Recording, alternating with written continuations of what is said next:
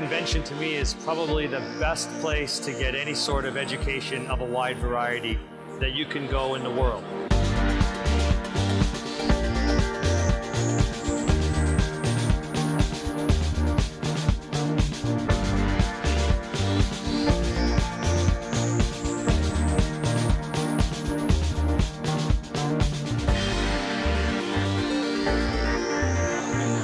Always nice to see who you wander across in the hallways, might have a quick word with. So I think it's exciting to meet youth coaches and high school coaches and even college coaches who are all really passionate about the sport. It's a learning experience. I think it's invaluable both from a coach standpoint and from an administrative standpoint.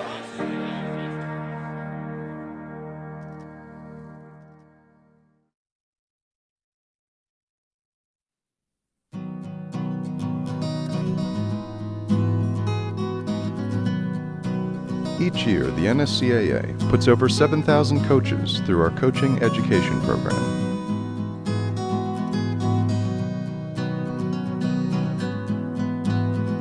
Youth, high school, and college coaches at all levels participate in the diploma courses.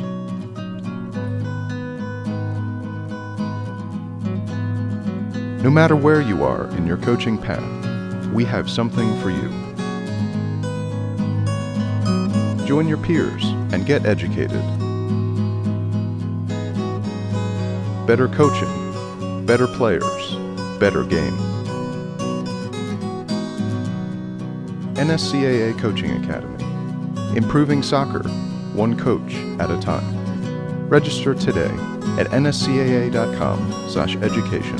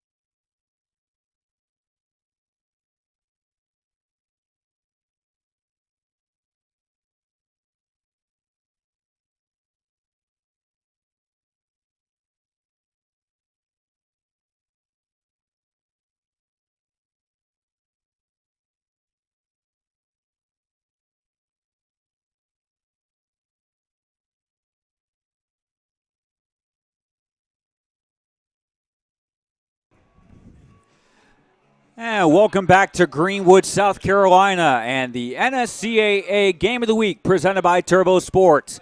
Back here at Van Taylor Stadium on the campus of Lander University, where we just witnessed a very exciting women's match between the Lady Bearcats from Lander and the Lady Saints from Flagler College, a game that was scoreless through 80 minutes before Lander took a 1-0 lead in the 81st minute. Flagler got the critical equalizer in the 88th minute, and twice following that equalizing goal, Lander hit the crossbar twice, once in the final minutes of regulation and once in the final minutes of the second period of extra time, and that game eventually played out to a 1-1 draw. Right now, teams just getting ready for the second game of this doubleheader featuring the men's squads.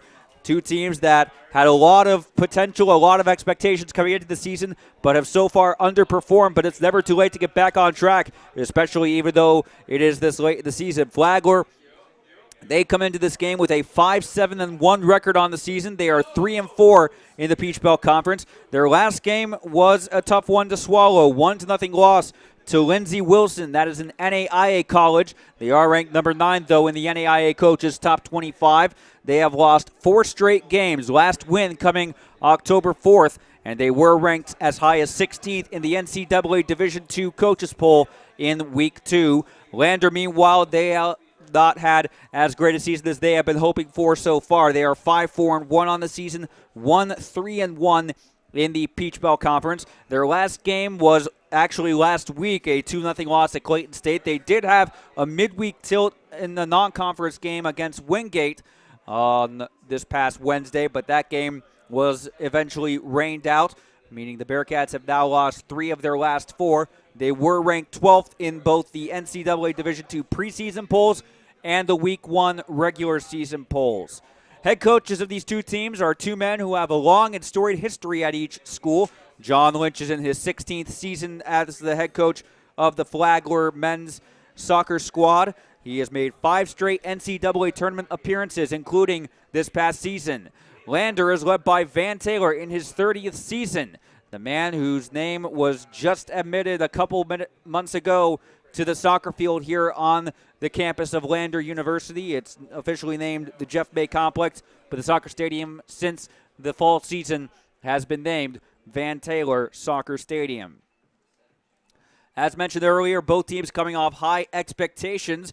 Flagler was picked 3rd in the preseason for the Peach Belt Conference as voted for by the coaches, while Lander was picked 2nd. That's largely a result of the two teams' records. Flagler in 2013 finished 9-7-3. They made the NCAA first round as an at-large bid. All of the NCAA Division II selections are at-large picks, and they did beat Lander right here at Van Taylor Stadium on their first round matchup. Lander did emerge victorious 1-0 in overtime to advance to the round of 16.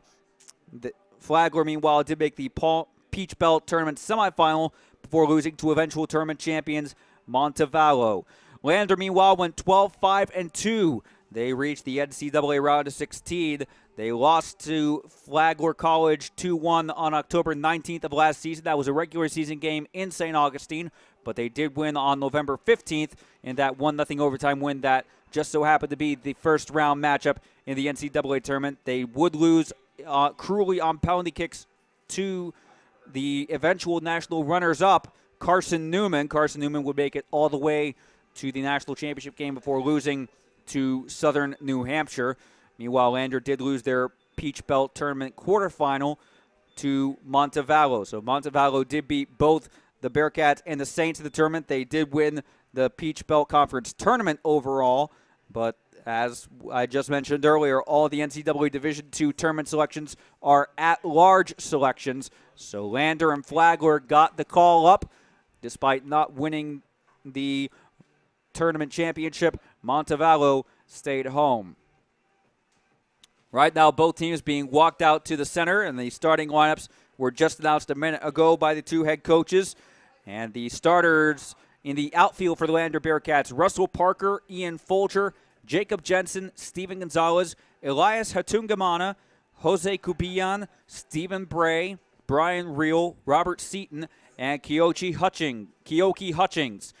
Starting goalkeeper for the Bearcats is a junior from Ottawa, Canada, number 1, Barrett Nelson. And Van Taylor Stadium for today's Peach Belt Conference game between the Flagler College Saints and your Lander University Bearcats. And now for the player introductions. First, and now introducing the players for the Flagler Saints. Their head coach, John Lynch, in his 16th season. Their outfield players: number 7, Shane Butler; number 13, Caleb Austin; number 14, Erlen Lofsgaard; number 16, Juan Membrano; number 18, Tristan Hall; number 19, Eamon Moore; number 20, Owen Highland; number 21, Jackie Cade; number 22, Tanner Hall; and number 24, Dominic Duffel. Starting goalkeeper for the Saints is a sophomore from Ocala, Florida, wears number 1, Lex Craggs. And Flagler, we should mention, is playing this game without their star striker, Johnny Cosgrove. The junior from Belfast, Ireland, has scored 5 goals in only 6 games played, but that's because game number 6 he did suffer that critical injury that could have possibly ended his season prematurely. As I was able to speak with John Lynch pregame, he mentioned a multitude of players who were missing, including Tyler Zalewski, Billy Bosley, Cameron Silbar, Johnny Cosgrove, as mentioned earlier, Cody Burns, Marco Warren, and Craig Durham. No injuries to report for on Lander. They will be with the services of team leading scorer Elias Hatungamana and the 4 players who have 2 goals each to tie for second place on the team lead. Those will be Jose Cubian, Steven Gonzalez, Russell Parker, and Owen Donovan. Several others do have 1 on the season, including Zach Akri, Ali Muhammad, Robert Seaton, Stephen Bray, and Christoph Kreckler. Number 18, Brian Reel. Flagler comes into this game 5th in the Peach Belt Conference, so as things stand right now, the Saints would be appearing in the conference tournament, although right now they would be in the road game scenario. They would have to travel to a fellow school. But right now, Lander is on the outside looking in. They're currently 9th in the conference after being ranked 2nd in the preseason. Right now, we'll step aside for the national anthem and the start of the game coming up next.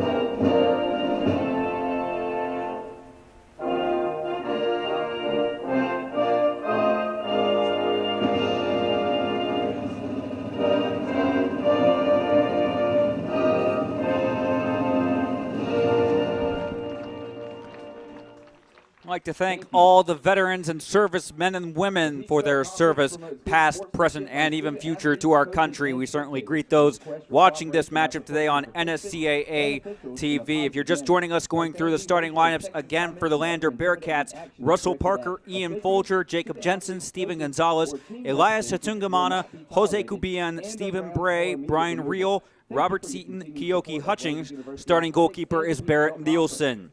Flagler Saints starting lineup: Shane Butler, Caleb Austin, Erland Lofsgaard, Juan Membrano, Tristan Hall, Eamon Moore, Owen Highland, Jackie Kay, Tanner Hall, and Dominic Duffel. Starting goalkeeper is Lex Craggs.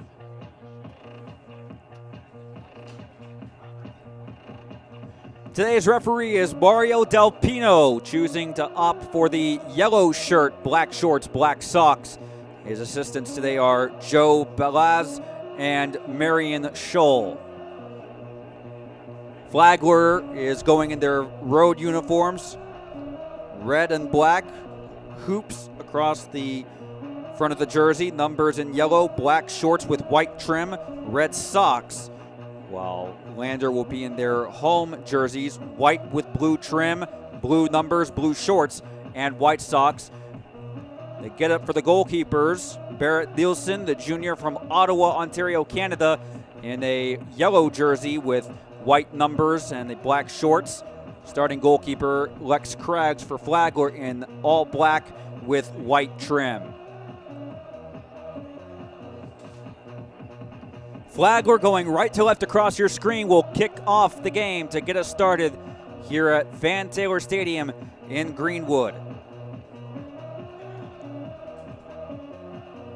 A little bit of a different change for Lander today. They usually wear white shorts at home, but Van Taylor has opted for the blue shorts. Eamon Moore, the sophomore from Waterford, Ireland, getting us started.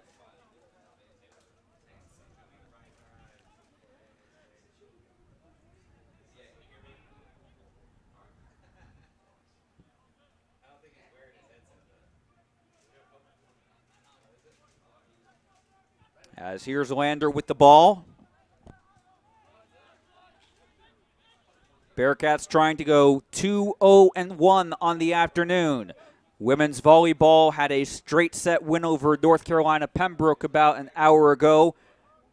And as you just may have seen about a half hour ago on NSAA TV. The women's soccer squad was 2.5 minutes from a big win over the Flagler Lady Saints, but an Abby Austin equalizer followed by 2 Lander opportunities denied by the crossbar ended up final score Lander 1, Flagler 1, as Russell Parker, the junior from York, England, will take this throw-in.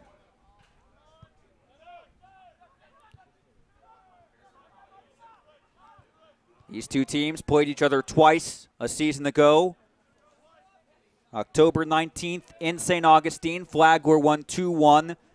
But Lander got their revenge in the first round of the NCAA tournament on November 15th with a 1-0 overtime win.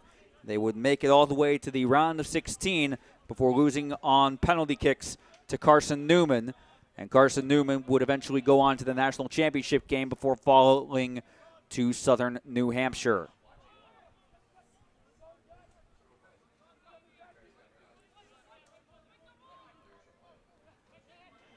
Beautiful day here in northwest South Carolina. Temperature hasn't gone above 75 all day long. Been a little bit breezy, but very pleasant. Kind of adds to the very nice surroundings of the town of Greenwood, South Carolina. Although I should mention apologies, there will be times of this game where you're looking into the sun, the way we are situated here at Van Taylor Stadium. As an opportunity for Flagler right out of the gate. Shane Butler, the freshman forward, comes from Seminole, Florida. I believe there's a certain college football team in Florida known as the Seminoles that has a rather substantial game tonight. That's just a guess.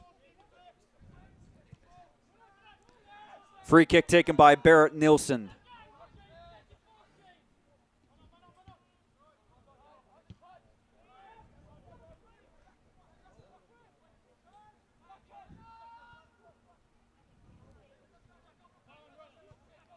Here's Parker. Tried to feed it inside to Robert Seaton.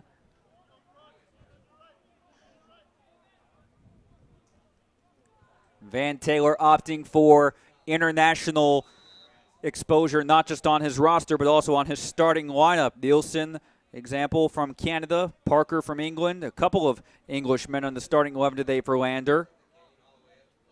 Jose Cubillan comes from Venezuela. John Lynch is from Ireland, and he has also brought in a couple international players. Starting today, for example, for Flagler, Tristan Hall from Bermuda, Eamon Moore and Owen Highland, both from Ireland. And the leading scorer, Johnny Cosgrove, comes from Belfast, Northern Ireland, but again, Cosgrove has been out for much of the season with an injured hamstring. Here's Keoki Hutchings, pass for Brian Reel. Not entirely accurate, turnover and a Flagler throw-in. Nearly 5 minutes gone here. No score between the Saints and the Bearcats. Both teams trying to end long winless streaks. Flagler has not won since October 4th. Lander has lost 3 of their last 4. The one exception was a draw. Actually, the one exception was a win, excuse me. They did win 1-0 at Montevallo on October 4th. So both schools looking for their first win in 2 weeks. As mentioned earlier, Lander could have gotten back on a winning side of things had they been able to play Wingate, but because of the weather in Wingate, North Carolina, that game was postponed completely. And that could be critical to Lander's confidence, especially as we are now into the home stretch of the season. Only 3 more games will remain after today for the Bearcats. Same can be said for the Saints. Only 3 games left to make an impact and move up the standings in the Peach Belt Conference, where only the top 8 teams make the conference tournament. There are 10 overall. but the top 4 seeds get to host the quarterfinal games. And then the semifinals and championship game are held at a neutral site in Evans, Georgia. Long throw from Flagler, reaches inside the box. A half volley attempt from Erwin Lofsgaard from Norway. And a long range effort always rising away from goal, and Nielsen will take the ensuing goal kick. So after today, Lander's remaining games, they will be at Young Harris on Wednesday the 22nd. Young Harris, a school currently ranked in the top 10 of NCAA Division II. We will bring you those standings at halftime. Then on Wednesday 29th, they host North Georgia, their final home game of the season. And they close the regular season at Francis Marion on November 1st. As another errant pass from Flagler, Nielsen called into action to clear it out of play for a Saints attacking throw-in. Here's Tristan Hall.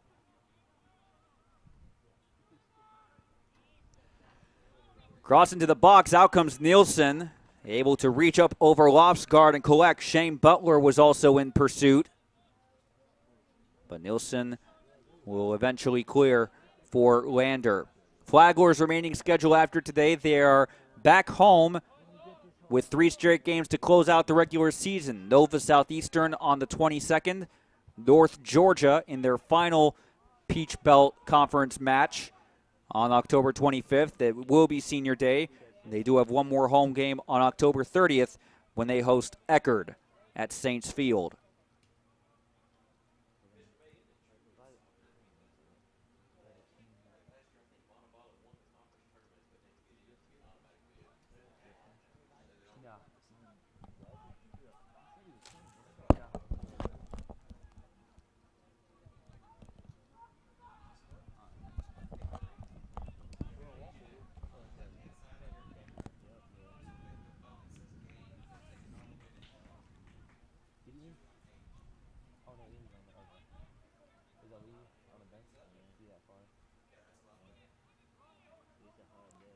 Throw in for Flagler right at midfield. Just under 9 minutes old in this match. And if you missed the women's match, you missed a wild and exciting final 10 minutes. Taylor Hurst opened the scoring in the 81st minute. It only took 7 minutes for Flagler to find the equalizer, and then they would hang on for a 1-1 draw.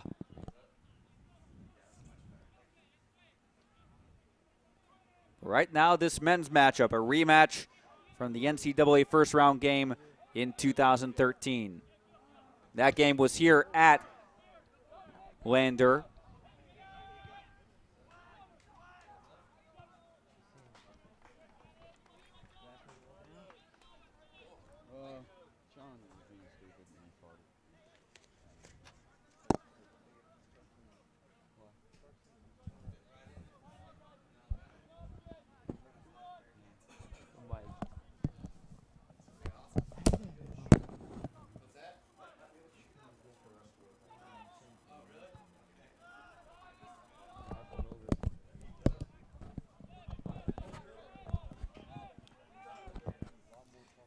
Play back to Lex Craggs. As we are coping to the fact that the sun is literally setting right in front of us. It is a very nice sight. Very pleasant conditions to witness the sunset.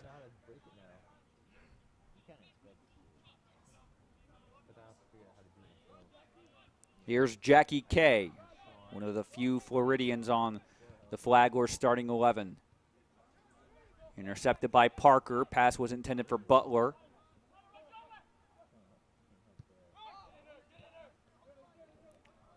Here's Robert Seaton. Lost possession to Hall. Back to Owen Highland, freshman defender from Dublin, Ireland. And Mario Del Pino calling for a foul. Possession would stay with Lander anyway.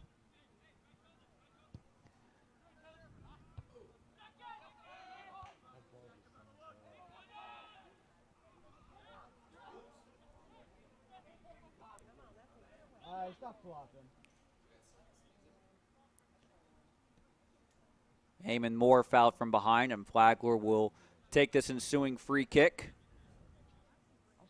Have a couple of final scores from action today here in the Peach Belt. As we mentioned earlier, our first game of this doubleheader that we brought to you on NSCAA TV. A 1-1 draw between Flagler and Lander.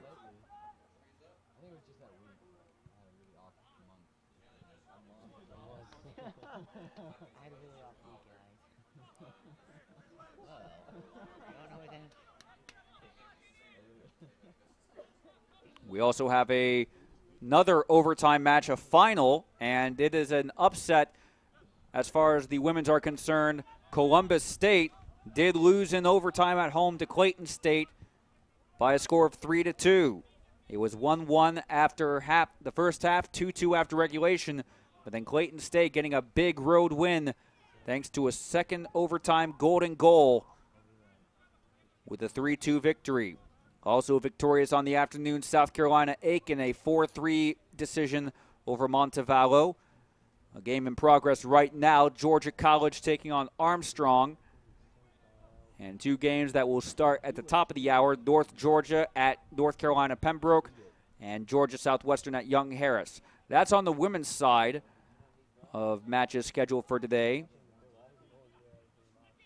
We have 5 scheduled for the men's. Of course, this is one of them. Also in progress right now, there's one other match going on currently. South Carolina Aiken leads Montevallo 2-0 with just about 10 minutes to play in the first half. Coming up at 5 p.m. Eastern, Clayton State will visit Francis Marion. And then 2 games scheduled for 7:30 Eastern tonight. North Georgia at UNC Pembroke and Georgia Southwestern at Young Harris.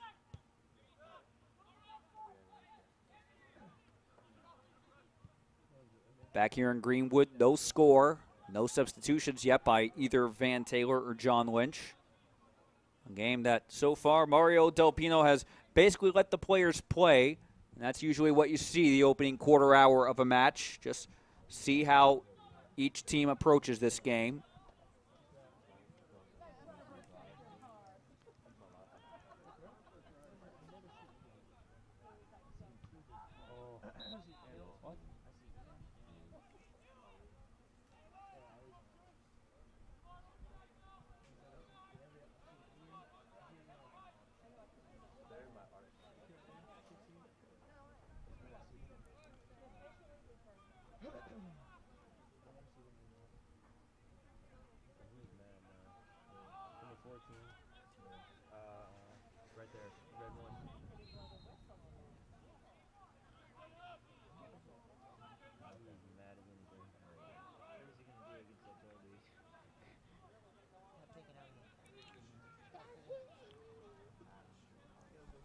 Free kick awarded to Lander.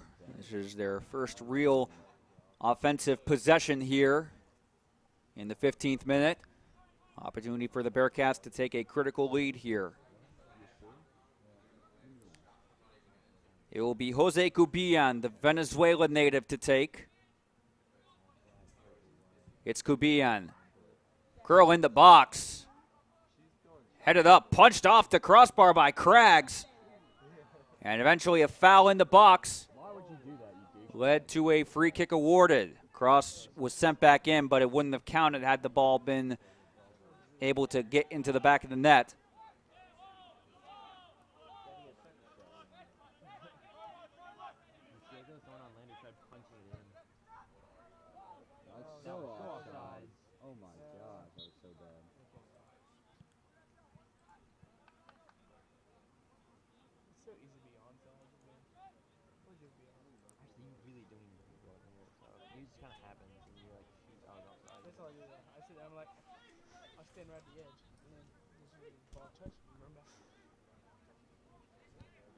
Free kick taken by Stephen Bray. Oh, yeah. Lovely slide. Backheel pass for Hutchings. Now Lofsgaard, the Norwegian, out on the wing.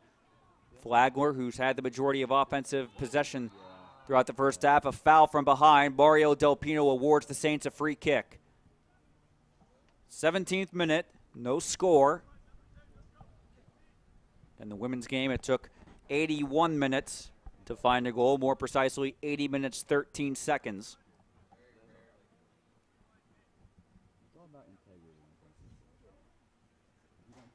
But an opportunistic free kick for the Saints upcoming. Erlend Lofsgaard, the junior midfielder from Stavanger, Norway, will be the one taking it. Actually, he looked like he was almost about to concede free kick duties to Caleb Austin. And it will be Austin. On the left foot, reached inside the box. Trying a spin around half volley was Juan Membrano, but the native of San Salvador, El Salvador, unable. Oh my God. No, the two I had 2 goals.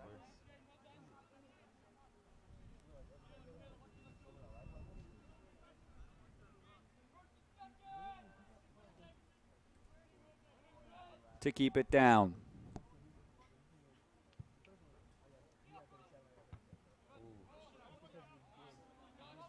Good duck, good duck. What up, Captain?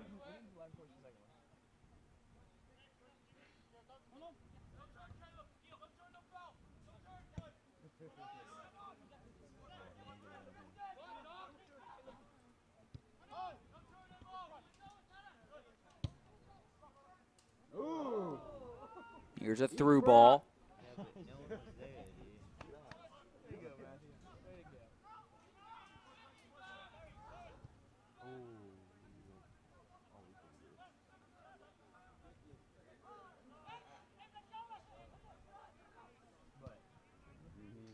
Long pass down the left side, intended for an attacker. Now Lander maintaining possession here. Seaton, and his shot was always rising above the crossbar, but it was taken by deflection, so Lander do have a corner in the 19th minute. A hearty crowd here, very nice crowd coming into Van Taylor Stadium. Of course, this is what you could definitely call a Peach Belt Conference rivalry.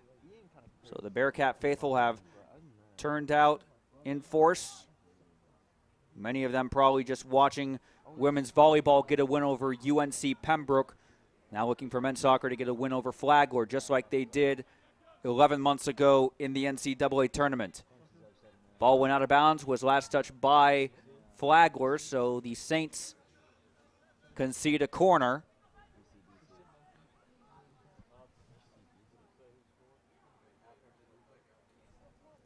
To be taken by Elias Hatungamana, senior forward from West Alley, Utah, leading scorer on the team with 5 goals on the season. Hatungamana headed out by Flagler and punched out for good measure by Lex Craggs, so the Utah native will simply stay at that near corner. Take another one in the 20th minute.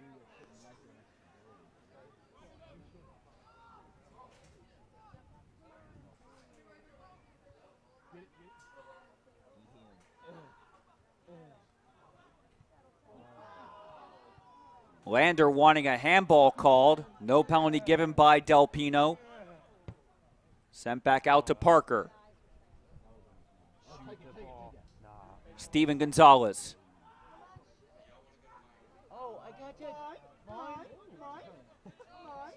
And a sliding challenge from Parker. Gets the ball away from Butler, who right now is wanting a foul for an injury. Butler does get to his feet under his own power. And sliding, but to no avail, was Brian Reel.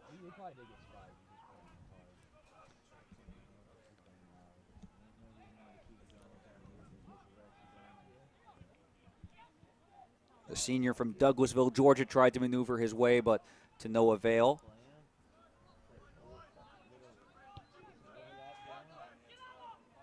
Here's Butler on the left side, one-on-one with Parker. And a sliding tackle from Parker, enough to ricochet off the shin of Butler. And Nielsen, who hasn't been busy that much for the last few minutes, will take the ensuing goal kick. And we will see our first substitutions come in the 22nd minute. It is a double substitution for the Flagler Saints.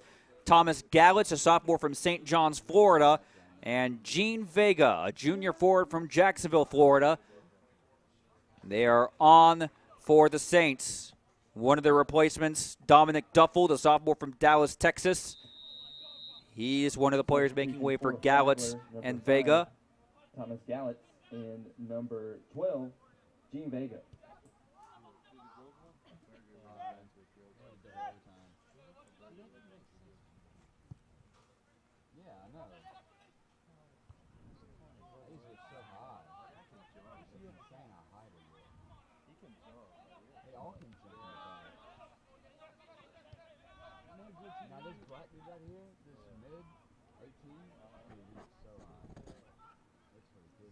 Here's Robert Seaton. Tried to pass out back to Hutchings. Cleanly intercepted by Flagler. Long ball from Lofsgaard down the left side. And out comes Nielsen to collect.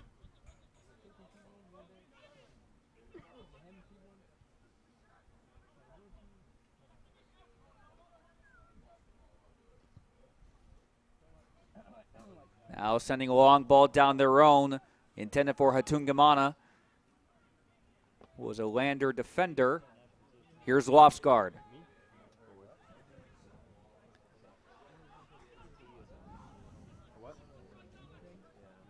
"22 minutes and counting, first half." Again, Matt Digby here, bringing you this NSCAA Division II Game of the Week. Our next broadcast comes on Tuesday evening when we highlight Division III teams in Stevens and Rutgers Newark. That game will come your way 7:20 Eastern on NSCAA TV with the kick at 7:30.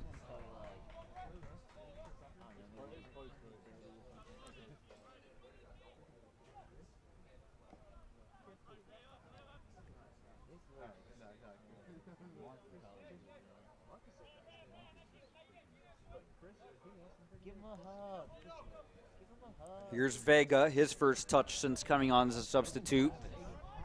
And he wins Flagler a throw-in. Will be taken by Caleb Austin.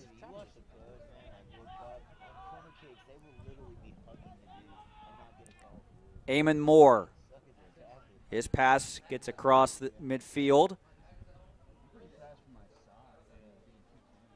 Hatungamana trying to apply some defensive pressure and committing a foul on Juan Membrano. Free kick awarded to the Saints. No score, 25th minute. Again, we'll have at halftime updates for you from around the Peach Belt Conference. Brought you women's soccer and men's soccer scores.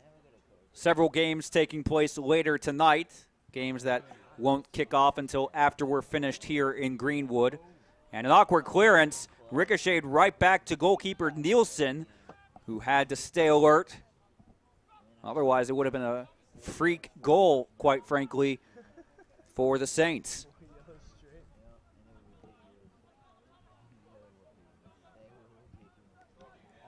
Well, as we mentioned earlier, both teams fighting for one of those coveted 8 slots in the Peach Belt Conference tournament that starts next month. Flagler right now is 5th in the standings, meaning they would be on the road for their quarterfinal game, but they would be in the tournament.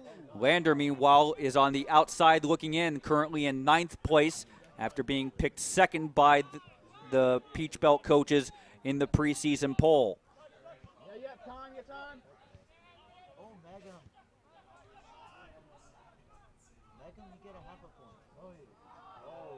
Clean interception by Tristan Hall, and here's a 2-on-4 fast break opportunity, but smart running by Steven Gonzalez to win the ball behind from Hall and get it back temporarily for Flagler, or for Lander, excuse me.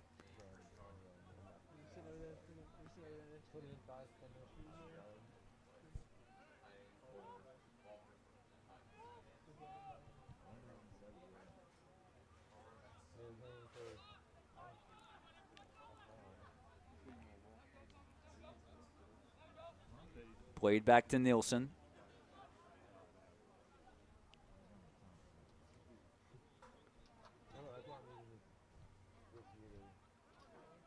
Here's Gonzalez.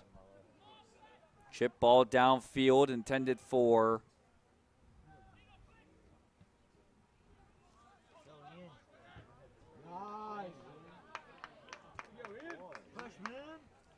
a teammate. Nearly 27 minutes gone. Lander has not made any substitutions yet. Flagler has just made the 2 changes, Thomas Gallitz and Gene Vega.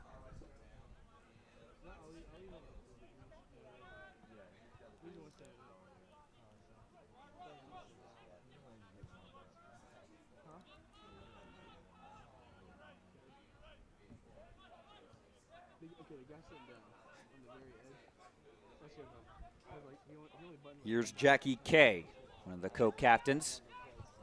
Austin. Owen Highland. Forward intended for Vega. Smart intervention there temporarily by Jacob Jensen from Ikast, Denmark.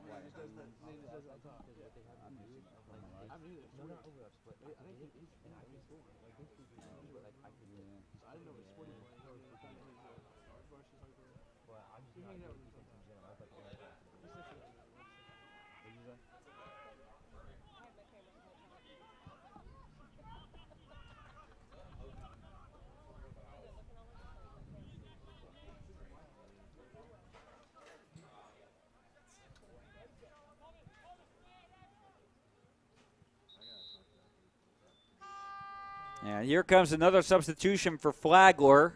Comes in the 29th minute. And for the first time this afternoon, we'll see Simeon Wickley, a sophomore forward from Johannesburg, South Africa. So John Lynch opting for attacking changes. He's already brought on a midfielder in Thomas Gallitz, in 2 forwards in Gene Vega, and now Simeon Wickley. So Saints looking for that critical first goal that is often so influential in deciding the outcome of a game, especially at the college level. 29th minute. Cross into the box. Out comes Nielsen to collect it cleanly. Hatungamana.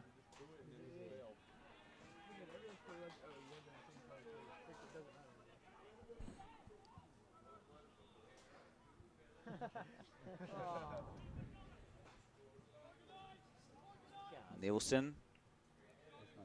Back to Bray.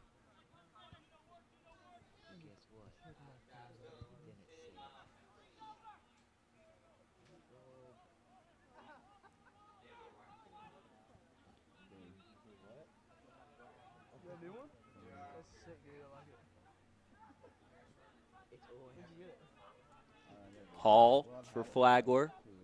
Back to Kay.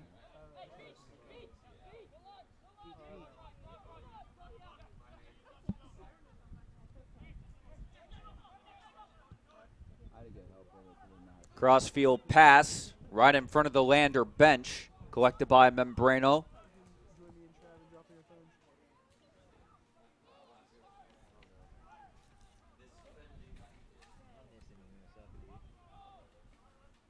Got confirmation on the player substituted out as a pass. Vega unable to control it and get a shot on goal, but passes back out. And a rising shot from Caleb Austin. That was really a line drive of a power shot, not that far off from being on target, just raising about a foot above that crossbar. And remember, if you were watching the women's game, Lander denied 3 times between the final 10 minutes of regulation and the end of the match period. They were denied thrice by the crossbar. Once with an opportunity to take a 2-0 lead and salt the game away, twice with an opportunity to win it. As Keoki Hutchings got a lot of confidence before trying that shot, always was rolling wide, looked like he might have been scuffing it.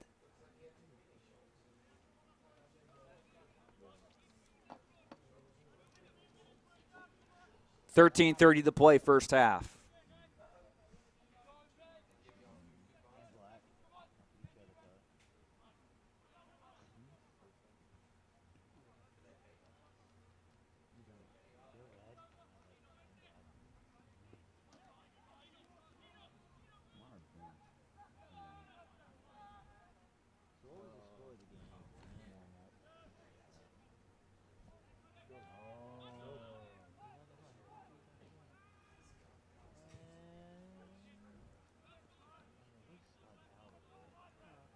Jensen tackled from in front. Clean play, says Mario Del Pino. Play on. But after a couple of errant passes from Flagler, ball finds its way back to Nielsen. Very even game so far. Both the Bearcats and Saints have had opportunities. Caleb Austin, the closest to scoring in this first half so far with that effort. Just less than a foot above that crossbar. Otherwise, Barrett Nielsen was really scrambling to keep it out.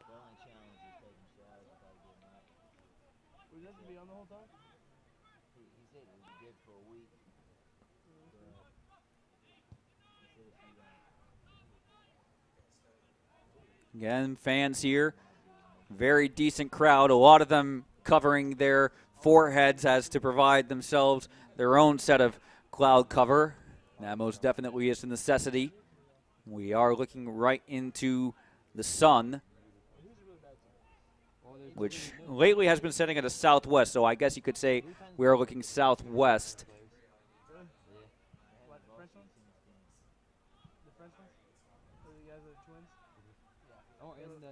As an attacking throw-in given to Lander.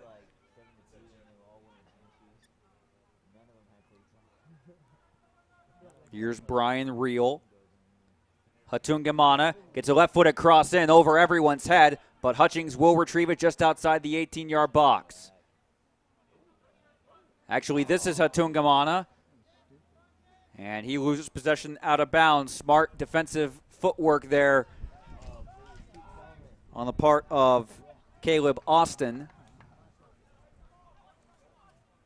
And Flagler playing without many key players, including Johnny Cosgrove, who only needed 6 games to score 5 goals before a hamstring injury has kept him out for an extended portion of the season, including today's game. Backheel pass intended for Parker, smartly sniffed out by the Flagler defense.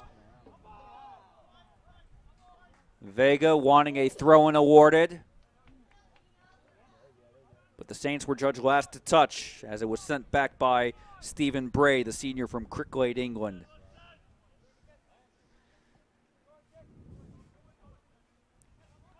Sure like to get a few crowd shots before this half is over, because this crowd here is very nice, and they have been actively watching here the first 35 minutes.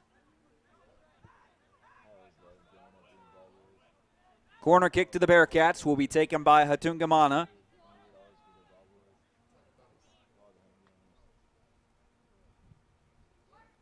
On the left foot, out came Lex Craggs. Almost ran into his own teammate. Could have been a very nasty collision. Fortunately, from the perspective of all sides, both players have all emerged unharmed. Mario Del Pino calling for a push. And no, he's going to go to the book. We're going to see a yellow card issued in the 36th minute.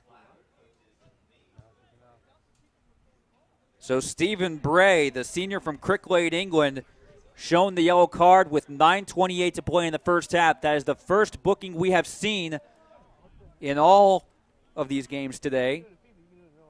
As you see the crowd there, I'm sure they are interested to find out the explanation for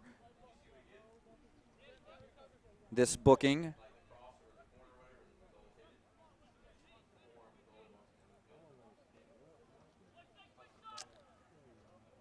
I keep playing. Actually, as it's been told to me, it looked like Bray may have gotten a little too physical on that last corner, when he may have potentially elbowed Lex Craggs following the goalkeeper's collection, and Del Pino waited until Craggs was able to clear the ball out of the box before showing the yellow card. But here's the throw-in taken by Parker for Seton. Cleared out by Flagler in the direction of Jensen.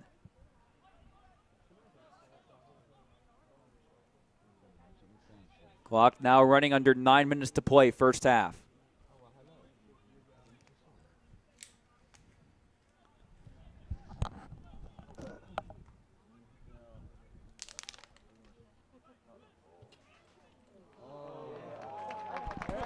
And a huge collection by Barrett Nielsen.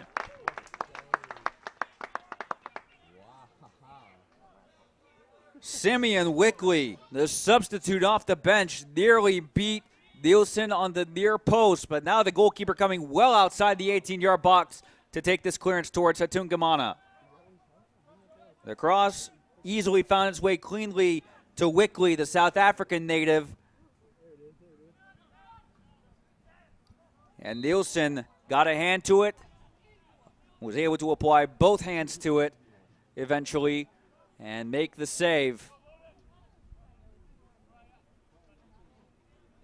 And if Lander are to get back on a win streak, especially with 3 games to go in the season after this matchup, that could be huge.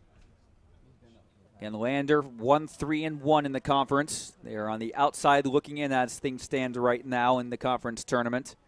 9th place after being picked 2nd in the preseason. Hatungamana. Flagler wanted a handball call. And Del Pino will give a belated foul and a free kick to the Saints.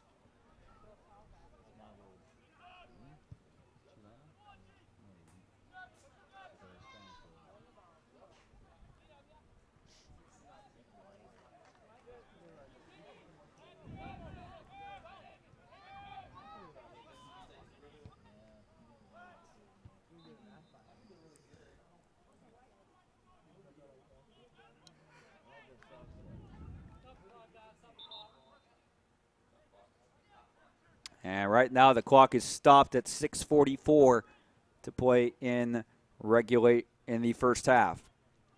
So again, coming up at halftime, we will have a look at the standings in all the divisions of men's college soccer, NCAA Division I, Division II, Division III, and NAIA. Lander began this season on the cusp of the Division II top 10. They were ranked 12th in the preseason and also in Week 1. But they have since fallen out of the top 25 and out of receiving votes completely. But they do have an opportunity, if they can get on a win streak, to get some of those votes back, earn some positive momentum, not just to qualify for the conference tournament, but also the NCAA tournament, because all of those selections will be at-large picks by a selection committee. Even though Montevallo did win the conference tournament a season ago, they failed to qualify because they were not selected for the tournament. Auto bids don't exist in NCAA Division II college soccer. And a foul, giving Flagler a free kick, and we are about to see maybe a second yellow card of the match. Del Pino has asked the clock be stopped, and again he's talking to Bray, who already has been booked in the 36th minute.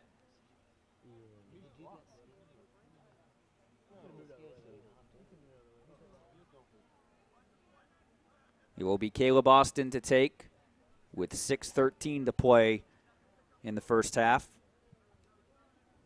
Only been about 3 minutes since Bray was shown the yellow card.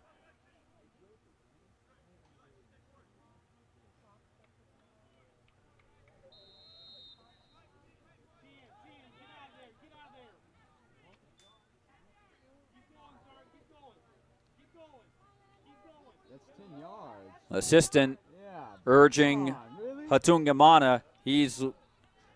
Assistant is saying Hatungamana was less than 10 yards away from Austin's set piece as the free kick was headed up. It was technically headed in the direction of goal, but collected cleanly by Barrett Nielsen.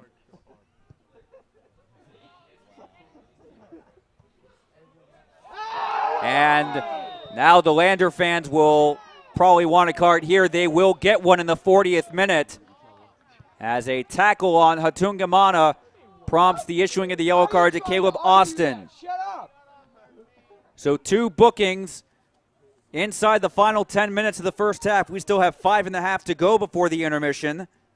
But Stephen Bray in the 36th, and now Caleb Austin, the junior from Orange Park, Florida, has his name taken down in the 40th. Well, we said this was an intense Peach Belt rivalry, just starting to get a little overheated. I think both Van Taylor and John Lynch will want the tempers to cool a little bit, see if they can get to halftime without any more incidents, and definitely without any sending offs. As a feed into the box, almost fell right for an opportunity for Steven Gonzalez. Hutchings.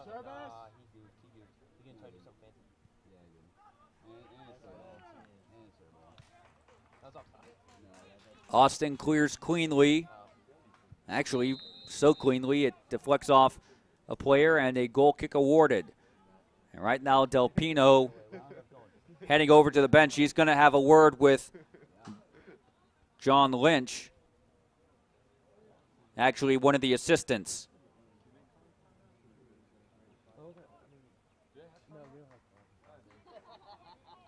So very interesting decisions here as the clock again stopped with 5:06 to play. Mario Del Pino having a conversation not with the 16th year head coach of Flagler, John Lynch, but instead with assistant Kevin Keenan. Wonder what that was about. We would certainly be intrigued to be involved in that conversation. Craggs to take this goal kick. Parker with the header, leaping over Eamon Moore, who had a significant height advantage. But Austin will take this throw in. Right at midfield.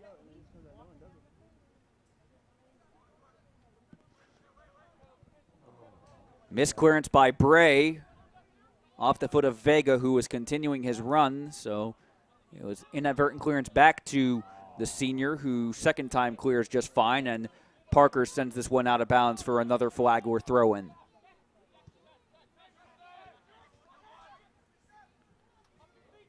Here's Tristan Hall. Taken down from behind by Brian Reel, and we're going to see another stoppage in play, and we're going to see the 3rd yellow card of the match. 3rd really shown in a matter of 5 minutes. Brian Reel, the senior from Douglasville, Georgia, booked in the 41st minute.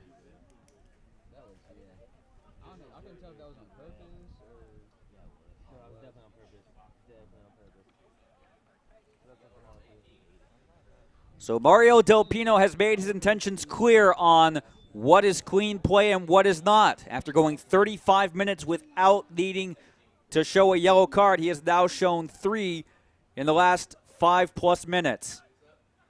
Austin's free kick. Headed out of the box towards Thomas Gallitz. As sun's starting to set here, get in the eyes of the fans here at Van Taylor Stadium.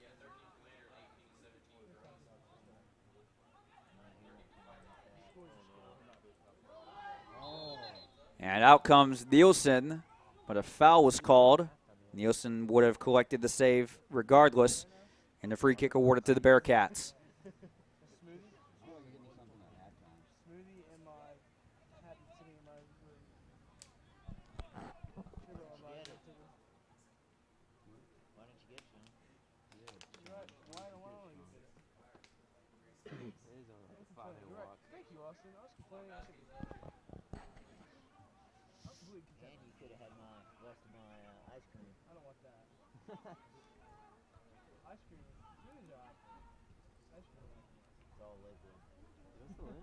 Here's Owen Highland tracking back to clear in defense, force Lander to reset right in front of the Flagler bench. They really do.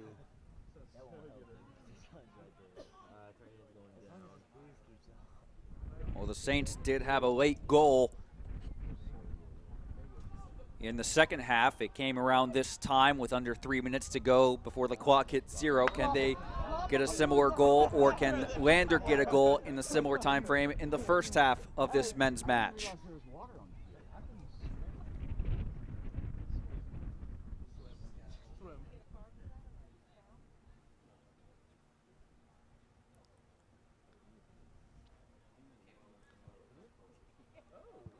Three Bearcats right now standing over this ensuing free kick. By the time it's taken, we will be under 2 minutes to play until intermission.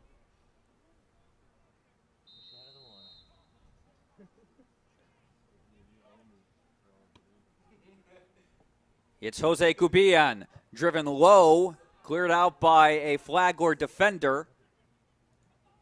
Cubillan will retrieve, send it back to the middle of the field. Here's Parker. Wanting to find Hutchings. Jensen got the header. It's fallen to Seaton. And Hatungamana unable to get a clean header. Cleared out. Down goes two players inside the box. And after a crazy set of plays inside the 18-yard box, Lander have taken the lead. Elias Hatungamana, his 6th of the year.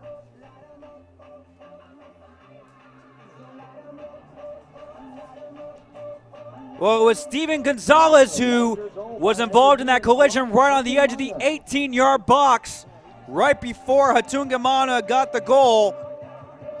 Gonzalez just now getting to his feet, but Del Pino plays on, and that plays to Lander's advantage as Hatungamana in the 44th minute gets his 6th goal of the season. And Lander may very well have a lead to take into halftime.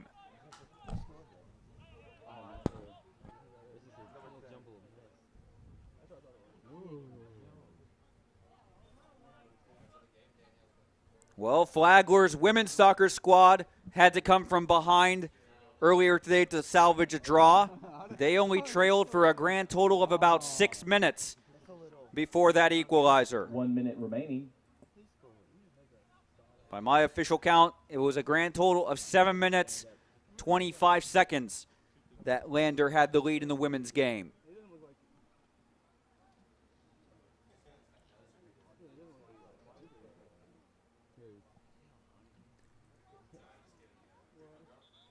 Nielsen will take this free kick.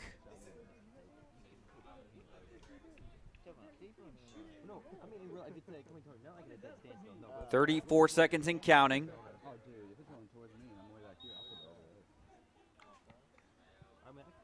Well, a game that has been back and forth. Now giving us all sorts of narratives.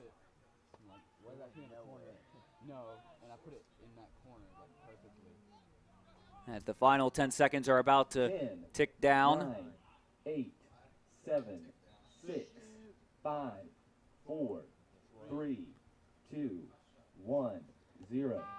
A lot of drama in the final 10 minutes of the first half. 3 yellow cards, 2 to Lander and 1 to Flagler, but also 1 goal. Elias Hatungamana in the 44th minute getting his 6th goal of the season after a crazy play that resulted in a temporary injury to his teammate Steven Gonzalez, but Hatungamana able to finally slide the ball past Lex Craggs into the net. And your halftime score, Lander 1, Flagler 0. This is the NSAA Game of the Week, presented by Turbo Sports.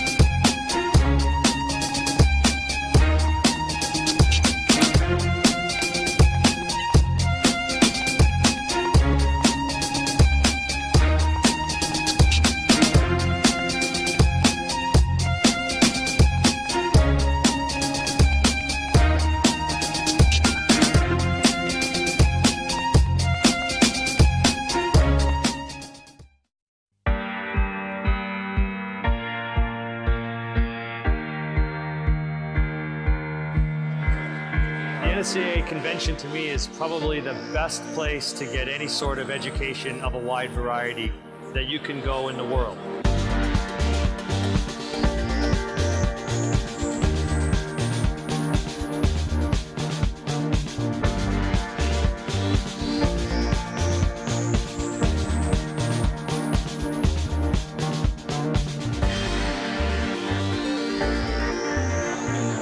Always nice to see who you wander across in the hallways, might have a quick word with. So I think it's exciting to meet youth coaches and high school coaches and even college coaches who are all really passionate about the sport. It's a learning experience. I think it's invaluable both from a coach standpoint and from an administrative standpoint.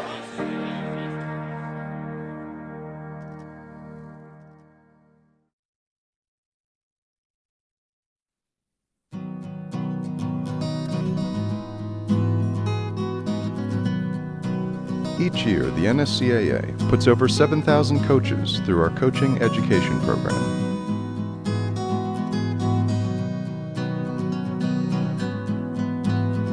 Youth, high school, and college coaches at all levels participate in the diploma courses.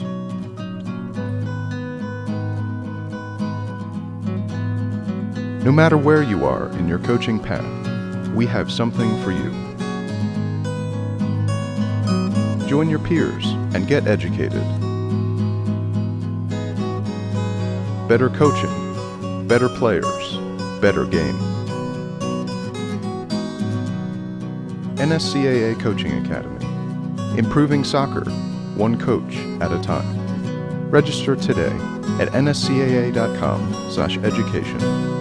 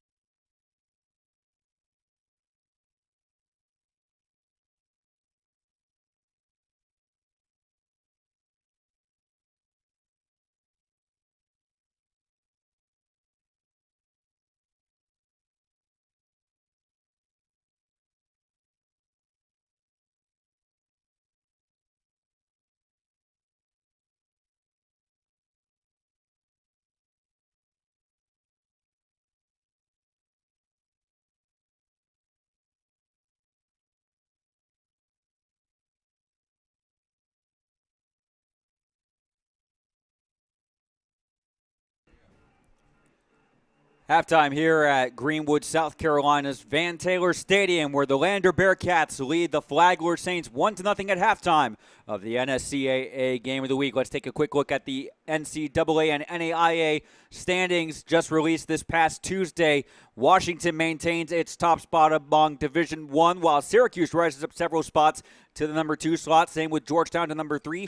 UNC Charlotte to number 4. Indiana rounding out the top 5. And a couple of teams breaking into the top 10, the New Mexico Lobos and the Virginia Cavaliers. Moving on to NCAA Division II, Southern New Hampshire, the defending national champion. They have been number 1 all season long. They maintained that this week, as does Saginaw State, staying in second place. Charleston, we opened our NSCAA Small College Game of the Week series in Charleston, West Virginia, and the Golden Eagles have been consistently around the top 10, most recently the last few weeks, consistently in the top 5, and they are number 3 this week. Seattle Pacific and Young Harris are rounding out the top 5. The same Young Harris that the Lander Bearcats will face in their next game on Wednesday, October 22nd. NCAA Men's Division III, Messiah College is the number 1 team, followed strictly by Kenyon, Trinity, Sony, Oneonta, and Wheaton College, Illinois. We made an appearance at Joe Bead Stadium back in September,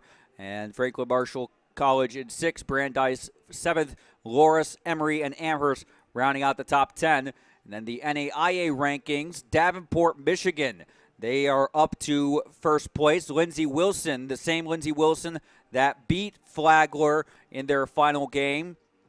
They are in their most recent game, Lindsey Wilson is up to 9th. Auburn Montgomery, where our small college Game of the Week series will end, they are 5th. Rio Grande 3rd, Thomas 4th, and Texas Brownsville 10th. Indiana Wesleyan finishing just outside the top 10.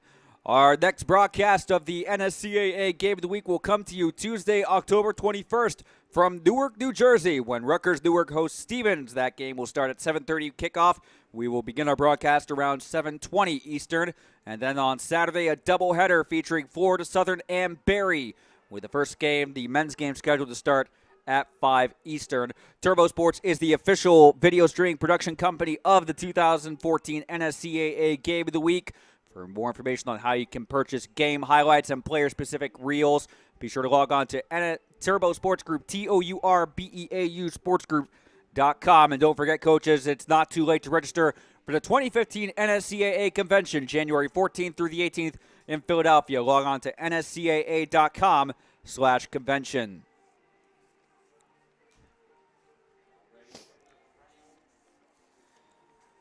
A game that was very much back and forth the first 35 minutes, but roared to life in the final 10 minutes of the first half. And it was highlighted by that man, number 10, Elias Atungamana, his 6th goal of the season in the 44th minute. That is the difference between the Bearcats and the Saints, as Flagler and Lander are underway in the second half. Bearcats going right to left across your screen this second half. Flagler left to right. Those of you new to college soccer, the clock counts down from 45 with stoppages as a hard foul over on the far side of the field. Looks like the recently brought on substitute. Yes, it is Ali Mohammed, the freshman from Arlington, Texas. He's listed as a defender, although he was up with Atungamana to take the kickoff to start the second half. He is up and able to continue, and clock is maintained running this time. We are now a minute old into the second half.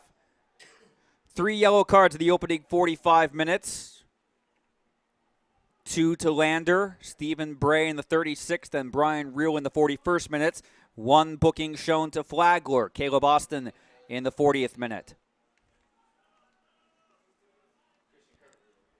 Quick halftime stats, 5 shots for Flagler, 1 save made by Lex Craggs, 4 shots for Lander, 1 save by Barrett Nielsen. Atungamana tried one of those curling passes with the outside of his left foot, but Craggs takes it on the bounce without issue. Lander making a couple halftime substitutions. Van Taylor opting for Ali Mohammed and Zach Acree, a senior from Irmo, South Carolina, to start this second half.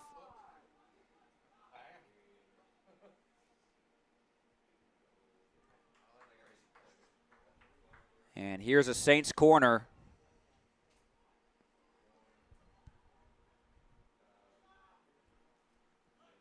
Inside the box, Acree, one of his first touches of the ball, sent back out to Austin.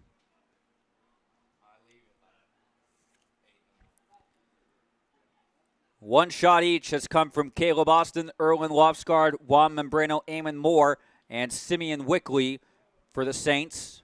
One shot each for Russell Parker, Elias Atungamana, Robert Seaton, and Keoki Hutchings for the Lander Bearcats. Lander played all 45 minutes of that first half without making a single substitution, so now Van Taylor has opted to bring on fresh players to start the second half. And the only shot that has found its way into the back of the net came from Elias Atungamana with a minute remaining before the intermission. And here is Atungamana, gets a header. Not a whole lot of power. Craig's able to jump up and collect.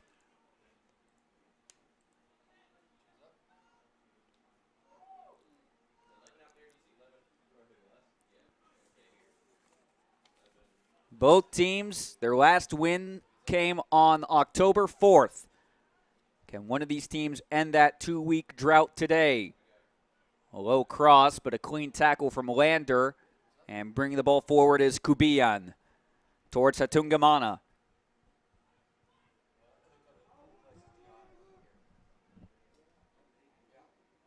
Now another halftime sub, Owen O'Donovan, the freshman from Cork City, Ireland, unable to keep Hatungamana's pass in play. Those interested in spelling Hatungamana's name, Hatungamana. And he is a senior from West Alley, Utah. Ian Folger getting the header. Gave it right back, though, to Simeon Weekly at a hard tackle as Dominic Duffel and Jacob Jensen were involved in that collision. Free kick awarded to the Saints.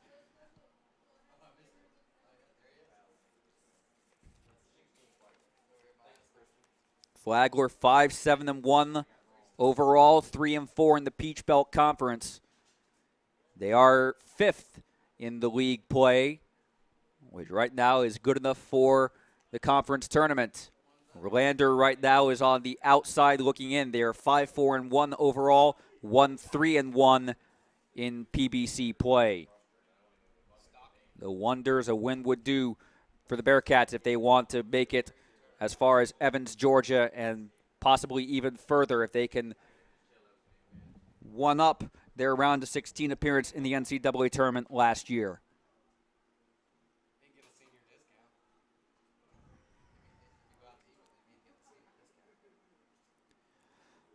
Couple of final scores to report on the women's soccer side. Of course, if you were watching our first game of the doubleheader today, you saw an exciting 1-1 draw between the Lady Saints and the Lady Bearcats.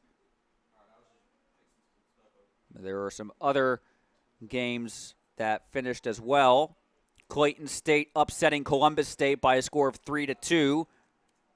And South Carolina Aiken getting a big overtime win over Montevallo 4-3. We have a game in progress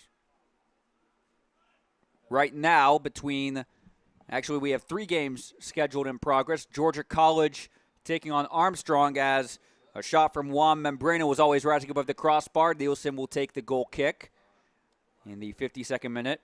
And we have 2 games that are just underway on the women's side. North Georgia at UNC Pembroke, and already Young Harris has scored against Georgia Southwestern to take a 1-0 lead.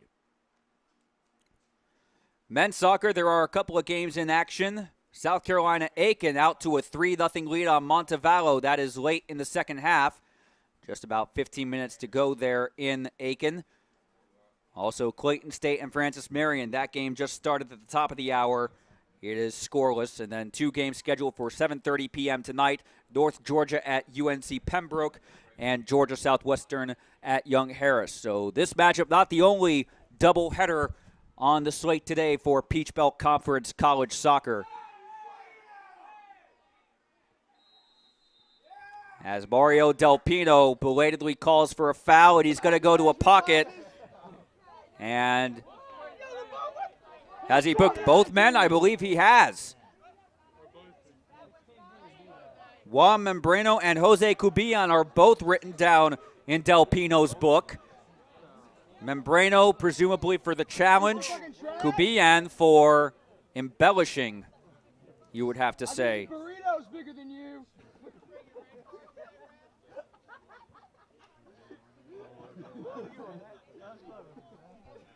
So the clock is stopped at 38:07. Again, 2 yellow cards shown back-to-back. One to Juan Membrano, one to Jose Cubillan. That's 5 yellow cards on the afternoon shown by Mario Del Pino. 3 to Lander, 2 to Flagler. Tanner Hall. No relation to Tristan Hall. Here's Ian Folger. And almost an opportunity there for Owen O'Donovan. I mentioned Tristan Hall because he did play in the first half. He is not on the field as of right now, but might come back as a substitute later. And right now, Del Pino calling a player over. He's going to have a conversation with... Actually, he's simply awarding a free kick to Erwin Lofsgaard of the Flagler Saints.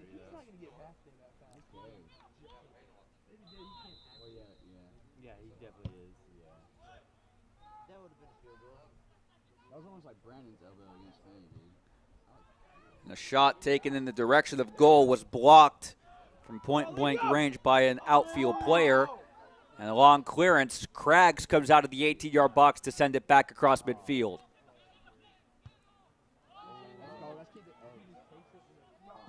Chip pass from Wickley, finding Duffel. And the ball was deflected and out for a Flagler corner. So the drama we witnessed in the last 10 minutes of the first half, it has reappeared in the first 10 minutes of the second half. Already 2 yellow cards shown simultaneously to Membrano and Cubillan.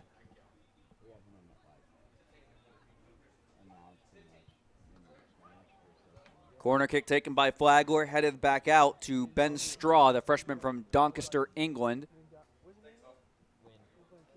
I don't know. Was it the game that beat you 6-5? I was playing my brother. I was playing my brother. And we accidentally changed it to Spanish. I was like, screw me.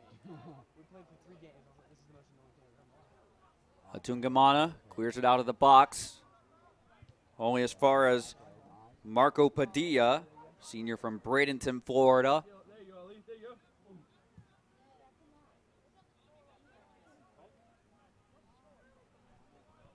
Here's Lofsgaard.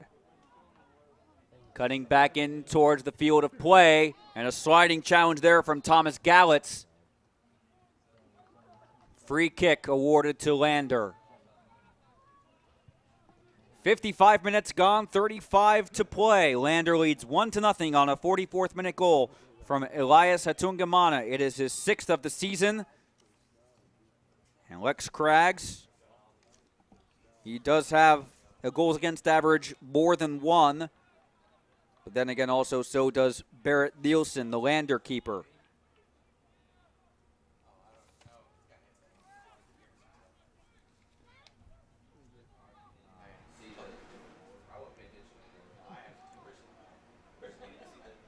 Cubillan dispossessed from in front of him.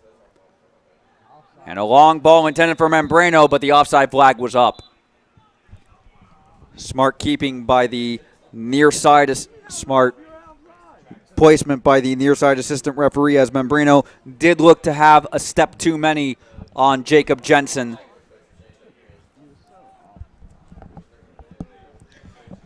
But Flagler has come out with life. They certainly have benefited from the halftime talk given to them by John Lynch. And I should mention here, we were at a game in Hastings, Nebraska, an NAIA matchup between Kansas Wesleyan and Hastings College. The host team, Hastings, did take a 1-0 lead into halftime off a late first-half goal before Kansas Wesleyan roared back to win 5-2. 5 second-half goals from the visiting Coyotes.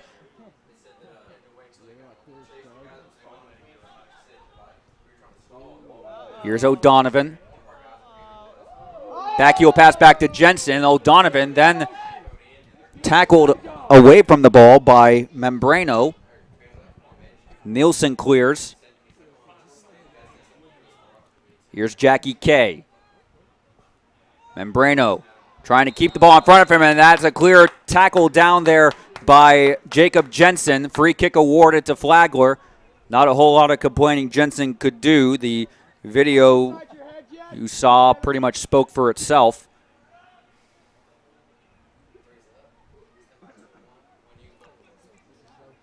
It will be Erlend Lofsgaard, the junior from Stavanger, Norway, to take this free kick. Inside the box, and a push in the back on a Flagler player. Lander will get this free kick in the 58th minute.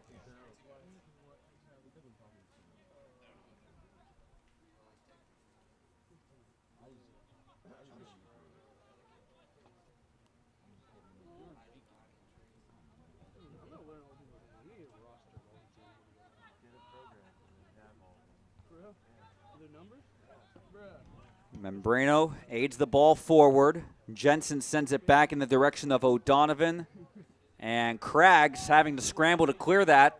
Nearly turned it over right to Ali Mohammed.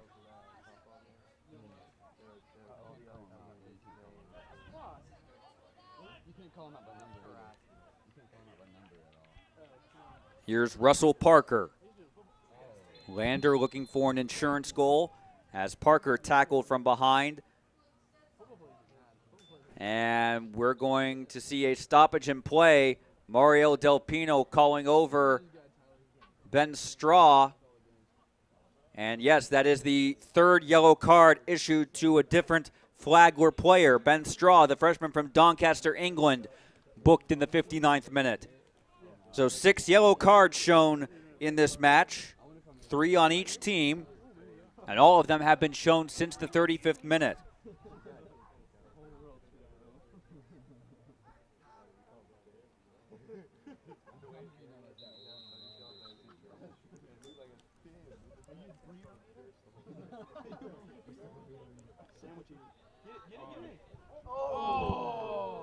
Has a shot curling just above the crossbar. Well, the first half hour, both teams were basically trying to get a feel for one another. I mean, it has been 11 months since they last played in that NCAA first-round game. Of course, they did play in St. Augustine in the regular season. Flagler did win that matchup 2-1 before Lander got their revenge 1-0 in overtime in Greenwood back in November. But then it's been very physical the second half hour, and now we are just about to enter the final 30 minutes of regulation time. Here's Parker.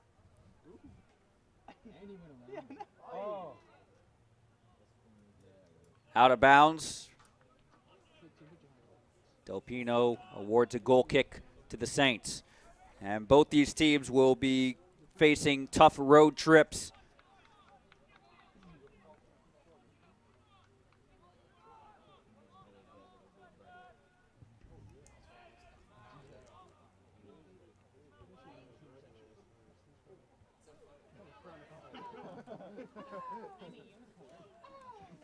Flagler's next game will be at home. Actually, this is their final regular season road contest of the season. They are back in action on Wednesday, October 22nd, when they host Nova Southeastern at 6 p.m. local time, which is Eastern time because St. Augustine is in the Eastern time zone, right on the east coast of Florida, where the World Golf Hall of Fame is located. Lander, meanwhile, will head on the road to Young Harris, the same Young Harris who you just saw at halftime, ranked 5th in the latest Division II coaches poll. Of course, Lander themselves, they were ranked 12th in the first 2 polls of the season. That's preseason and week 1. Lander will close their season with a home game on the 29th against North Georgia, and then on Saturday, November 1st at Francis Marion. Flagler's schedule concludes with their final Peach Belt Conference game against North Georgia on October 25th. And then October 30th, they have their final home game against Eckerd.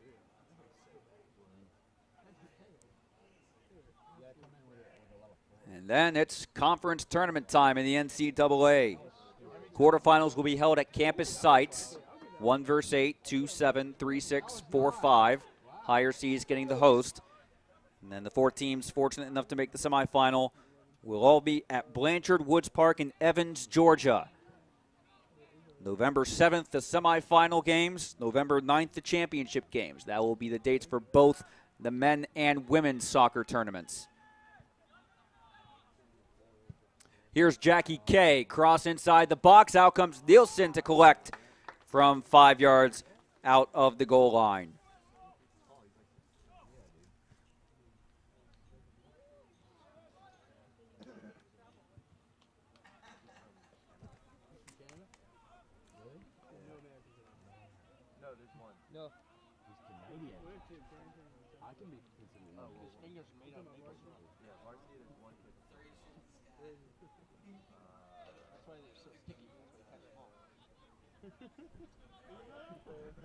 Keep working, keep working. Good, bro, you good? Oi, oi, oi, oi, oi, oi, oi. And a hard challenge now in the 63rd minute as Dominic Duffel fights to wrestle the ball away from Jensen. There was a collision involving O'Donovan and Membrano. Again, Membrano right now playing on a yellow card, along with 5 other players. Yellow card timeline began in the 36th minute with Stephen Bray. Then in the 40th minute, Caleb Austin for Flagler. Then the second yellow card of the game for Lander issued in the 41st minute to Brian Reel. Then we had 2 cards shown back-to-back in the 52nd minutes, 1 to Juan Membrano, 1 to Jose Cubian. And most recently, Ben Straw, the freshman from Doncaster, England,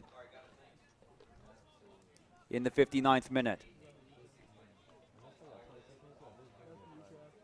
Flagler will be making another double substitution. That's something John Lynch did once back in the first half. Van Taylor opting to make all of his substitutions in the intermission break, bringing on the likes of O'Donovan, Mohammed, Zach Ackery.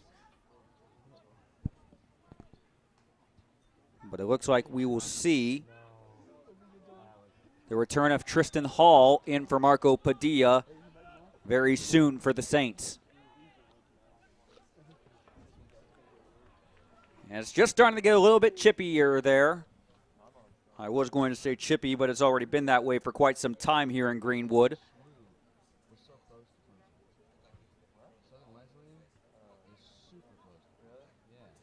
Free kick awarded to Lander. Clock running under 25:40 and counting remaining in regulation time. Flagler trailing Lander 1-0 on a goal from Elias Hatungamana. Kubian's free kick always rising high, all going away from the goal. Jensen tried all he could to keep it in, but to no avail, and we will see the returns. Number 8, Marco Padilla. Number 18, Tristan Hall, and number 19, Eamon Moore. Tristan Hall and Eamon Moore for the Flagler Saints. They return now the 65th minute.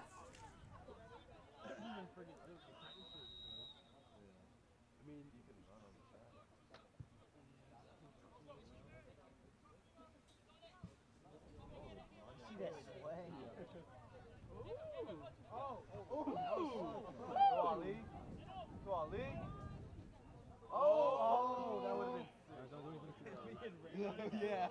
Oh my god. I would have died.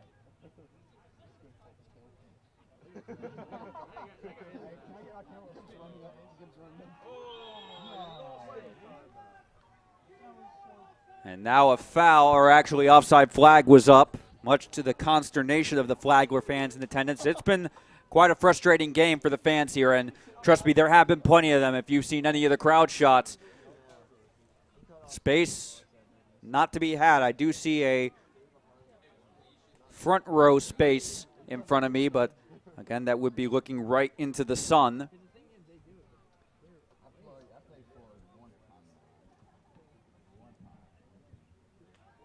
They literally will stay there. I'm like, do you not realize that you? I mean, most people try to get back. You don't. You just. Come on, Lee. Come on, Lee. Power of the camera. Power of the camera. Again, we mentioned earlier, apologies ahead of time if you will end up looking into any glares, because we are facing the sun as it stands right now, and it certainly looks to be that way for the remaining 23-17, and perhaps even longer if we do go to extra time, if Flagler can find an equalizer. And here's a huge opportunity for the Saints. Kay's free kick. Inside the box, out comes Nielsen. Nearly collided midair with Saints forward. Looked to be Simeon Wickley, but Nielsen, the Canadian, does hang on to keep the shutout. Looking for his 4th of the season, and what a time it would be to get one in the 4th to last game of the season. Mohammed lays a pass for Jensen. Take it down from behind. Play on, says the referee momentarily. And now he will award the Bearcats a free kick. It looked like Hatungamana may have possibly beaten Craggs to the ball from Jensen. But Del Pino, after deliberating internally, does award the Bearcats a dead ball free kick in the 68th minute. 2 players standing over the ball right now, Steven Gonzalez and Jose Cubillan.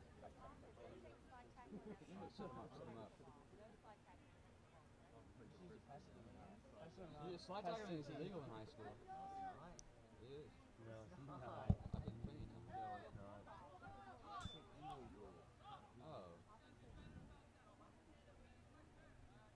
And Del Pino issuing instructions.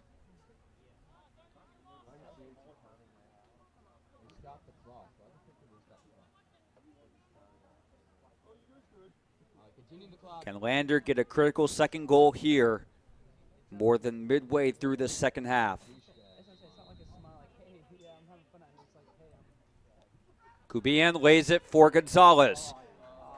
And he looked like he had to reach just to make contact with that ball, was always curling away from goal.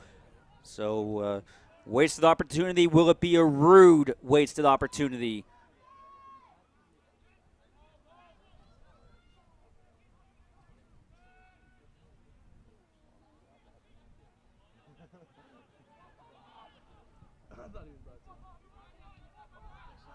Don't touch the ball. You're not allowed to. Just there to look douchey. And a shot parried off by Barrett Nielsen. Junior doing well to preserve what would be his 4th shutout of the season. Here's Jackie Kay.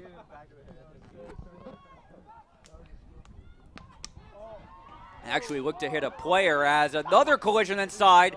That's what I'm talking about!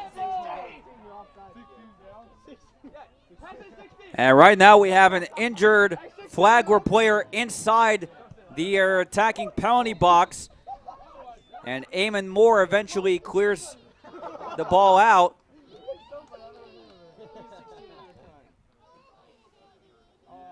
It's Juan Membrano, who has been so influential in midfield throughout the game for the Flagler Saints, so much so that he is one of the 6 to have been yellow carded in the first 70 minutes. How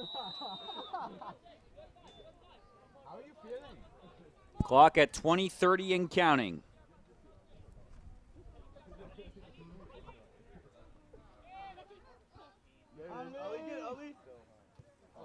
Again, Van Taylor only playing with 3 substitutes throughout this game. Zach Akri, Owen O'Donovan, and Ali Mohammed. All of them came on at halftime. Taylor has not made a substitution in open play. John Lynch hasn't made that many himself.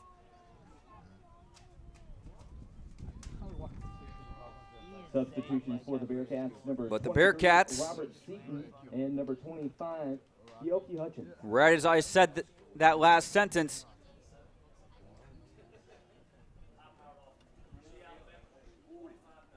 Van Taylor, for the first time today, makes an open play substitution, or a substitution that's not at halftime. Robert Seaton and Keoki Hutchings, 2 of the 3 players who were subbed out after the first half, are back on the field of play for the final 19-20 and counting. Hutchings able to keep the ball in play. Here's Mohammed. Does a back heel to nutmeg around Owen Highland, much to the delight of the Lander fans in attendance. But eventually turns it over. Very promising footwork there from Mohammed, but that possession, the Bearcats not able to make it pay off. Sure, Van Taylor not too pleased with that. More interested in results than craftiness.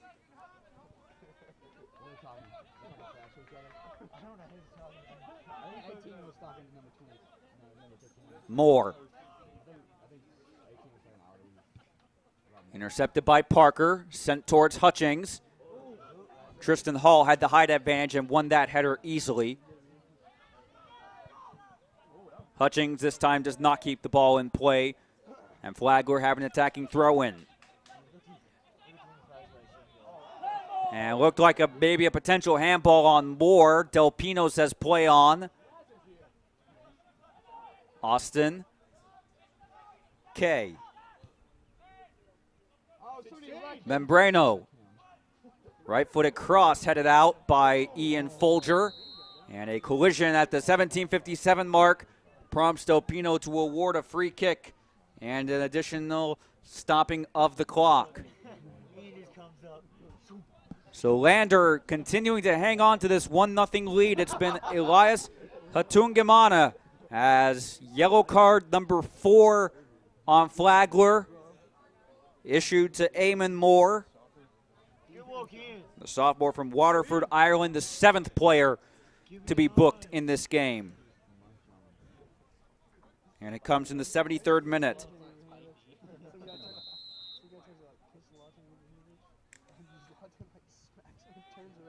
Well, we had gone 14 minutes without a yellow card before that last booking to Moore. Of course, the first 35 minutes went by very cleanly. Del Pino letting the teams play, only opting for the book in the 36th minute with Stephen Bray. Since then, he has booked 7 players. And the offside flag is up on Simeon Wickley. Hey, Jose Jalapeno.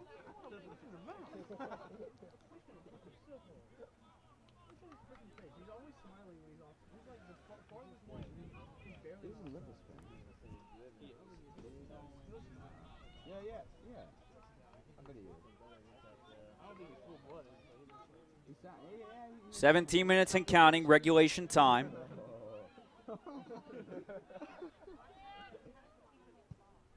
This is Nielsen.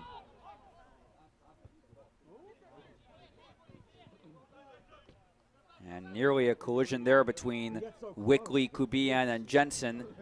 Lander emerged with the throw-in.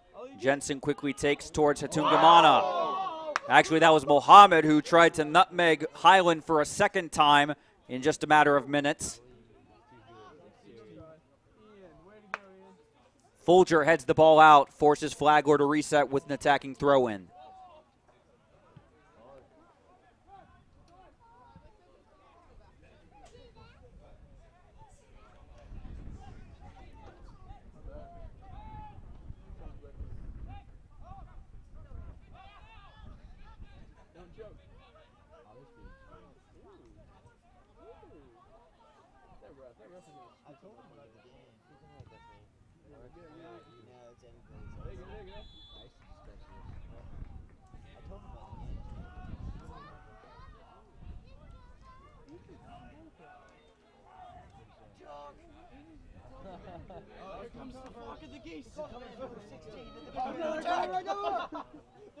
Here's a free kick to Flagler.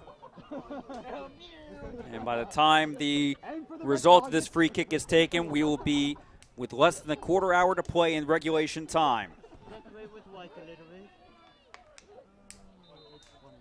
What would you do, Sean, if you just saw... They're dropping the payload. Airstrike. Two Saints standing over the ball right now. One is Caleb Austin. Now looks like he is ceding to Juan Membrano from San Salvador, El Salvador. It's Membrano taken short. Back to Austin. Marco Padilla. Long cross ball. No one in the vicinity as Jensen. Hutchings keeps it in play. Mohammed able to turn around Moore again, or Highland, excuse me, again. Now Hall fighting off Kubian. Gallitz. Padilla. Left-footed cross. Just outside the 6-yard box. Clock continuing to run, under 14:30 to play now. Lander will be looking to make another substitution at the next appropriate dead ball.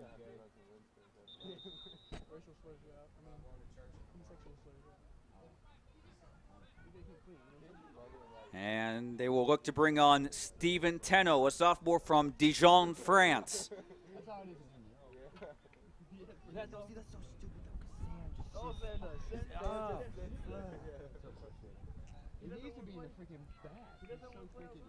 Substitution for the Bearcats, number 14, Steven Tenno. Clock is stopped at 14 minutes exactly as substitution was made.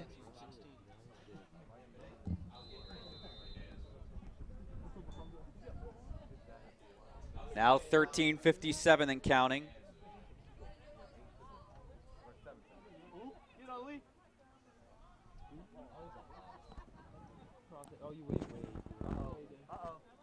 Chip into the box. Wanted to set up a header for Mohammed. He had the near corner wide open to nod it past Craggs, but an important intervening header from a Flagler defender.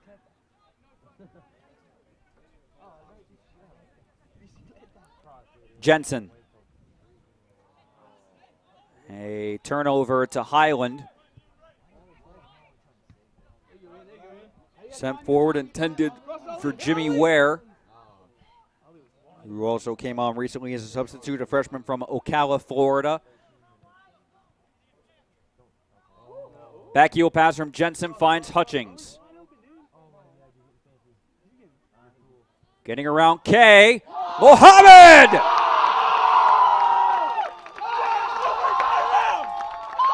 Ali Mohammed with what could be the victory sealing goal for the Lander Bearcats.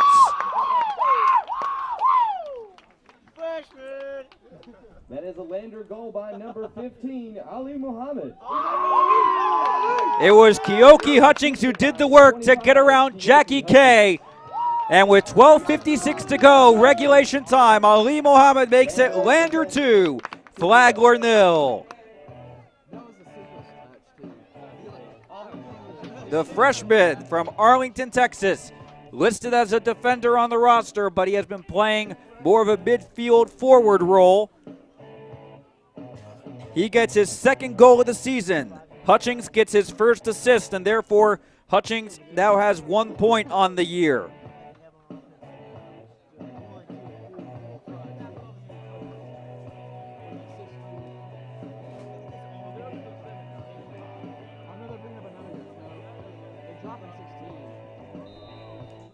So 2 goals now from the Lander Bearcats, and Flagler will now have to stage a massive comeback in the final 12:50 if they want to stay in this game. 2 to tie, 3 to win. And the third goal here for the Bearcats would almost certainly put this one out of reach. But as it stands now, they are 12 and a half minutes away from their second conference win of the season. They do have 3 more games to come, as I've mentioned several times throughout this broadcast. They're at Young Harris on Wednesday, at home to North Georgia the following Wednesday, the 29th, and then at Francis Marion on November 1st. So if they can win all 3 of those, they would finish conference play above 500 at 5-3-1.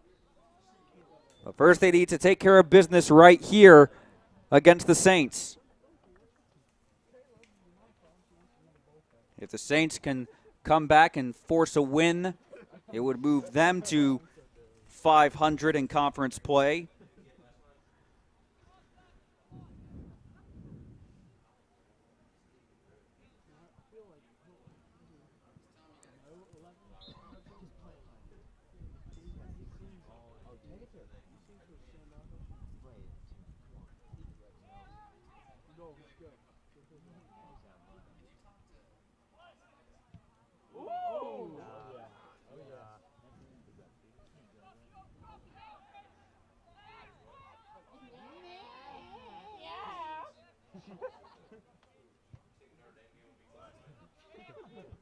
Clearance from Craggs, sending the ball forward. Headed out by Lander. Membrano to take this throw in. And a foul as Wickley goes down, earns Flagler a free kick. 11-10 now in counting regulation time.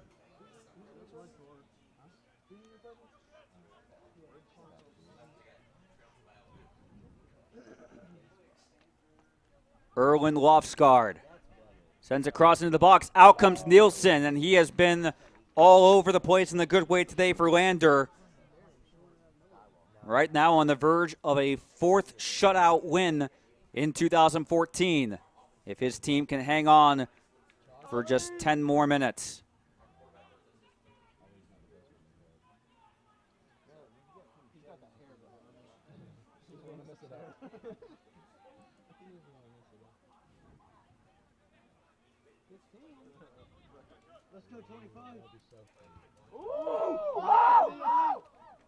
And Ali Mohammed looking for a second goal, gonna lay one off. It's 3! Zach Acree, the senior from Irmo, South Carolina, surely seals it for Lander. And a good day for Ali Mohammed, just got even better as he laid the pass perfectly for Acree, able to slide it into the near corner past Craggs, and it's 3-0 Lander.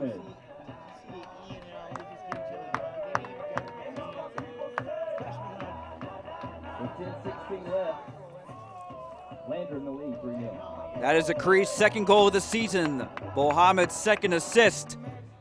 So the freshman from Arlington, Texas, came into this afternoon with 3 points, with a goal and an assist on the year. Today alone, he has 3 points, 1 goal and 1 assist. And Acree gets his second goal of the season to make it 3-0 in the 80th minute. Number 22, Tanner Hall. As Tanner Hall among the substitutes back on the field for Flagler, as they, at this point right now, are trying to find some sort of consolation goal to cut the deficit to 2 and maybe give themselves a chance at a wild comeback. 2 goals for Lander, 3 minutes apart. Mohammed in the 78th minute, Flagler conceding a third goal to Zach Acree in the 80th. Substitution for Lander, number 19, Joseph Rodriguez. Joseph Rodriguez now in the game for the Lander Bearcats, a junior from Pembroke Pines, Florida.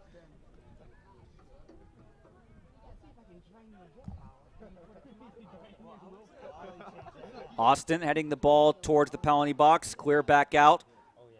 Here's first touch of the game for Joseph Rodriguez. It's been a very physical game, but it's a game that Lander, for the most part, has handled.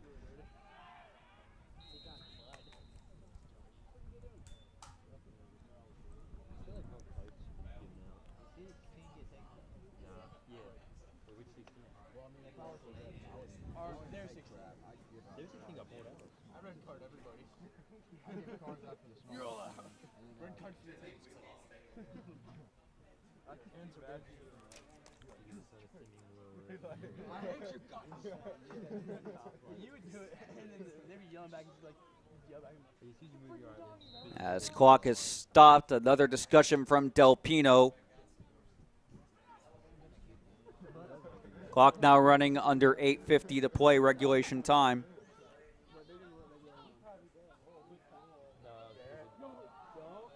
And a chip ball nearly got away from Nielsen, who came out of the box. As we're now at the 8:30 mark in regulation time, Tanner Hall to take this ensuing throw-in.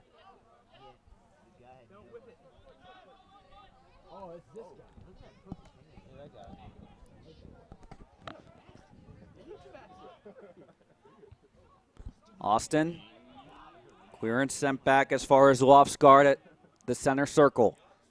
Let's go, 25. Hall. Let's go.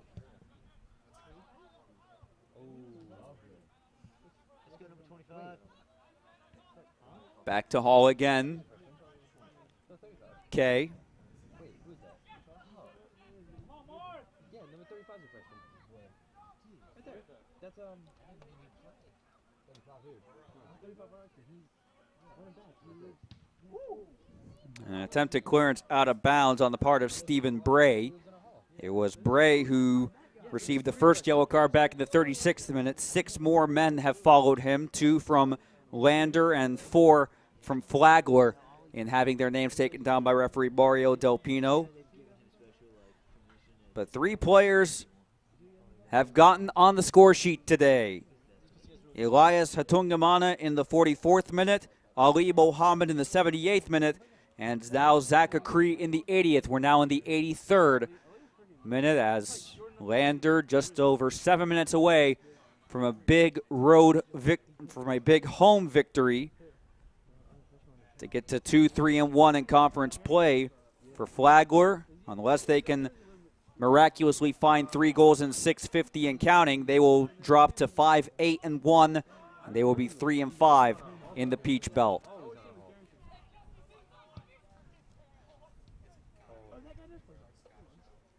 Here's Hutchings, one-on-one with Hall.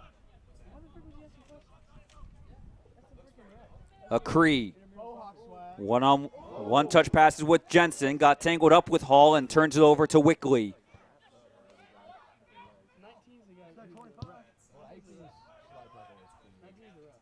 Long ball downfield, cleared out by Bray. Akri.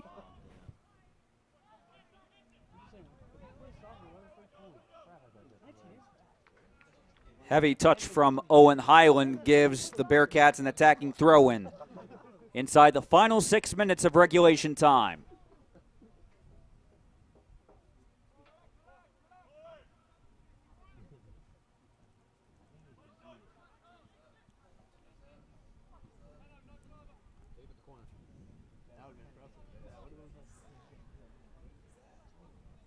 So big win for Van Taylor, who in his 30th season had the soccer complex here at the Jeff Bay complex at Lander University named after him at the beginning of the season for the service he's done to the Bearcat men's soccer program.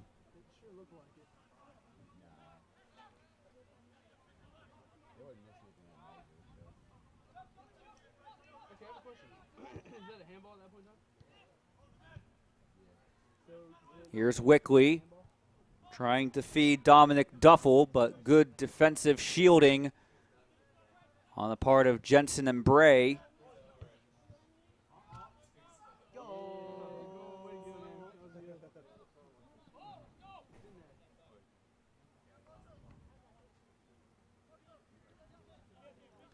Jensen will take this throw in. Hutchings.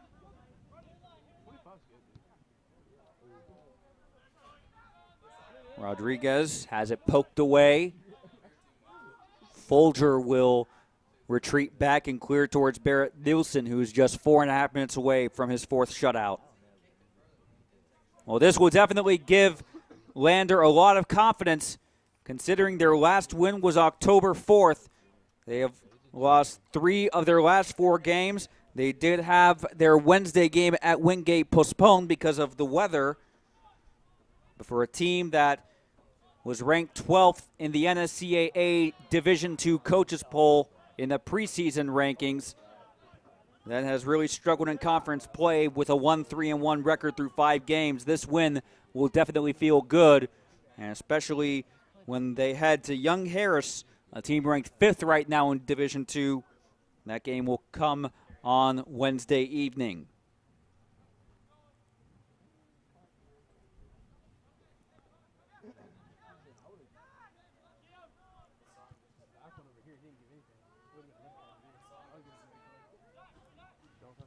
Jensen. Rodriguez wants to set up a 4th goal for the Bearcats. And here's a long-range effort. Was always curling away from goal, but Robert Seaton was not entirely away from the target.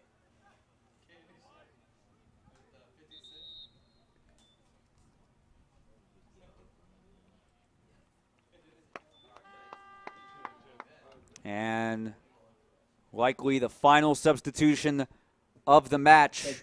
Van Taylor will bring on Ian Rosas, a junior from San Juan, Puerto Rico, in place of Ian Folger, the freshman from Haverhill, England.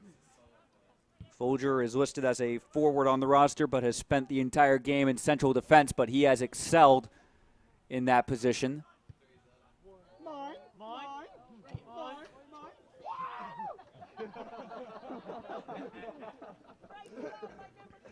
Tanner Hall will want to take a quick throw in.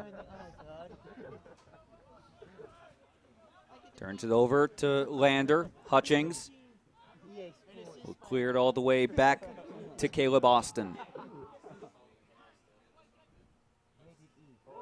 Out comes Nielsen. And Flagler do get a consolation goal. Courtesy of Erland Lofsgaard. Got a critical touch to get around Nielsen.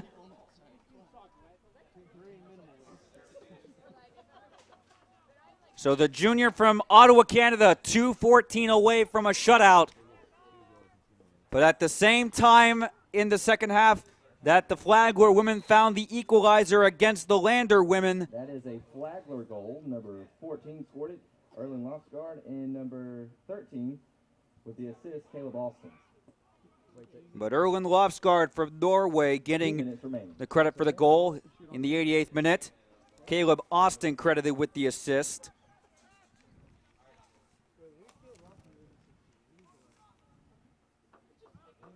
That is Lofsgaard's first goal of the season and Austin's second assist. Again, a Flagler team playing without their leading scorer. Johnny Cosgrove had 5 goals in 6 games, but he's been missing the last few games with a hamstring injury.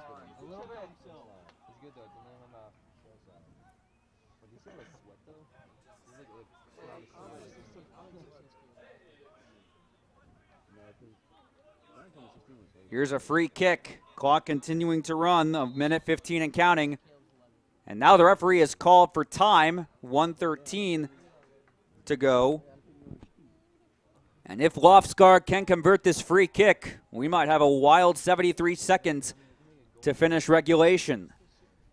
Del Pino instructing the 2 Lander players by the ball to observe the 10-yard warning as the delivery from Lofsgaard easily collected by Nielsen. And the clock is now running. 1 minute remaining. Inside the final minute.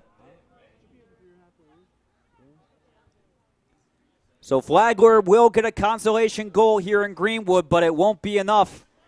Lander came out They did have the majority of a possession in the final few minutes of the first half, and it did pay off.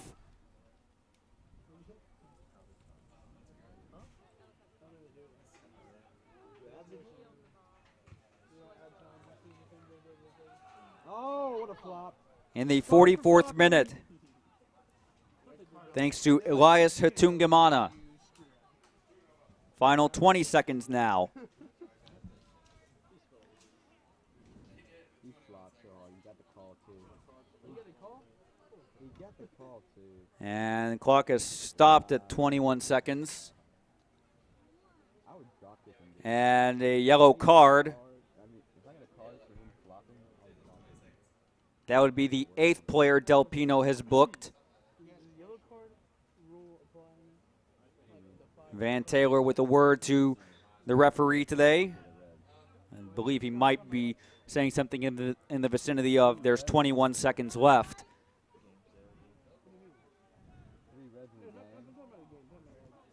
Cross into the box. A shot. 9, 8, 7, Cleared out for 4, 3, a goal kick. They won't even need to take that because the clock will run out of time. And Lander, for the first time in 2 weeks, finds a way to win a game. A 3-1 victory over Flagler. They have now won 2 straight over the Saints, going back to that NCAA Division II first-round matchup last November. And they come out with a 44th minute goal from Elias Hatungamana. That proved to be the game winner. Several insurance goals from Ali Mohammed and also from Zach Akri.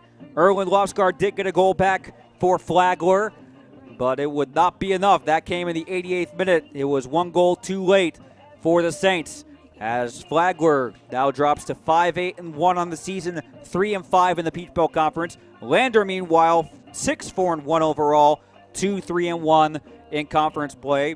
And an opportunity for Flagler to get back on track next Wednesday, October 22nd, when they host Nova Southeastern in St. Augustine. That will be the same day that Lander travels to Young Harris and has a matchup against the team currently ranked 5th in the NSAA Division II coaches poll. Now for Scott Cheney, Chase Neidig, and the fine folks at NSCAA and Matt Digby, I think, at Turbo Sports and NSCAA TV, we thank you for watching this presentation of the NSCAA Game of the Week. Reminder to log on to our website, turbosportsgroup.com, to purchase full highlights from this game and all the games we broadcast throughout the season. Our next broadcast will come to you on Tuesday night when we feature Stevens and Rutgers Newark. Our broadcast begins at 7:20 Eastern with a kick at 7:30 Eastern. This is Matt Digby repeating tonight's final score. Lander 3, Flagler 1. Good night from Greenwood, South Carolina.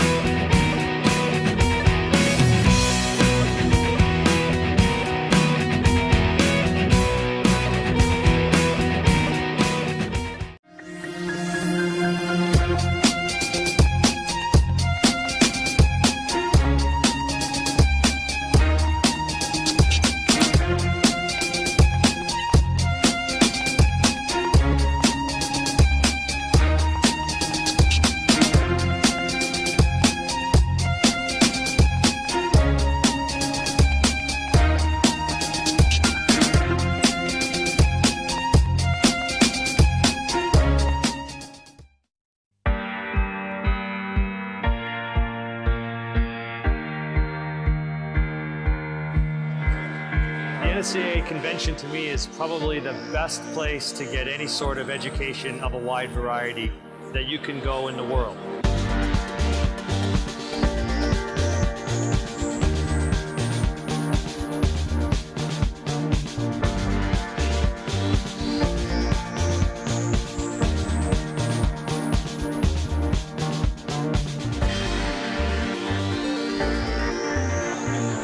Always nice to see who you wander across in the hallways might have a quick word with. So I think it's exciting to meet youth coaches and high school coaches and even college coaches who are all really passionate about the sport. It's a learning experience. I think it's invaluable both from a coach standpoint and from an administrative standpoint.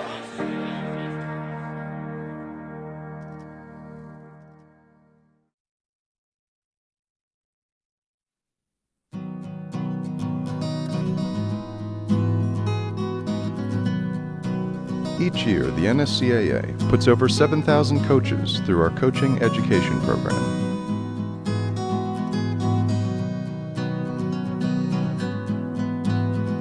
Youth, high school, and college coaches at all levels participate in the diploma courses.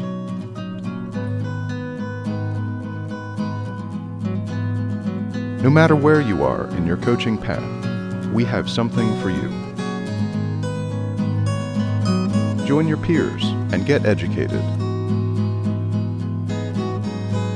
Better coaching, better players, better game. NSCAA Coaching Academy. Improving soccer, one coach at a time. Register today at nscaa.com/education.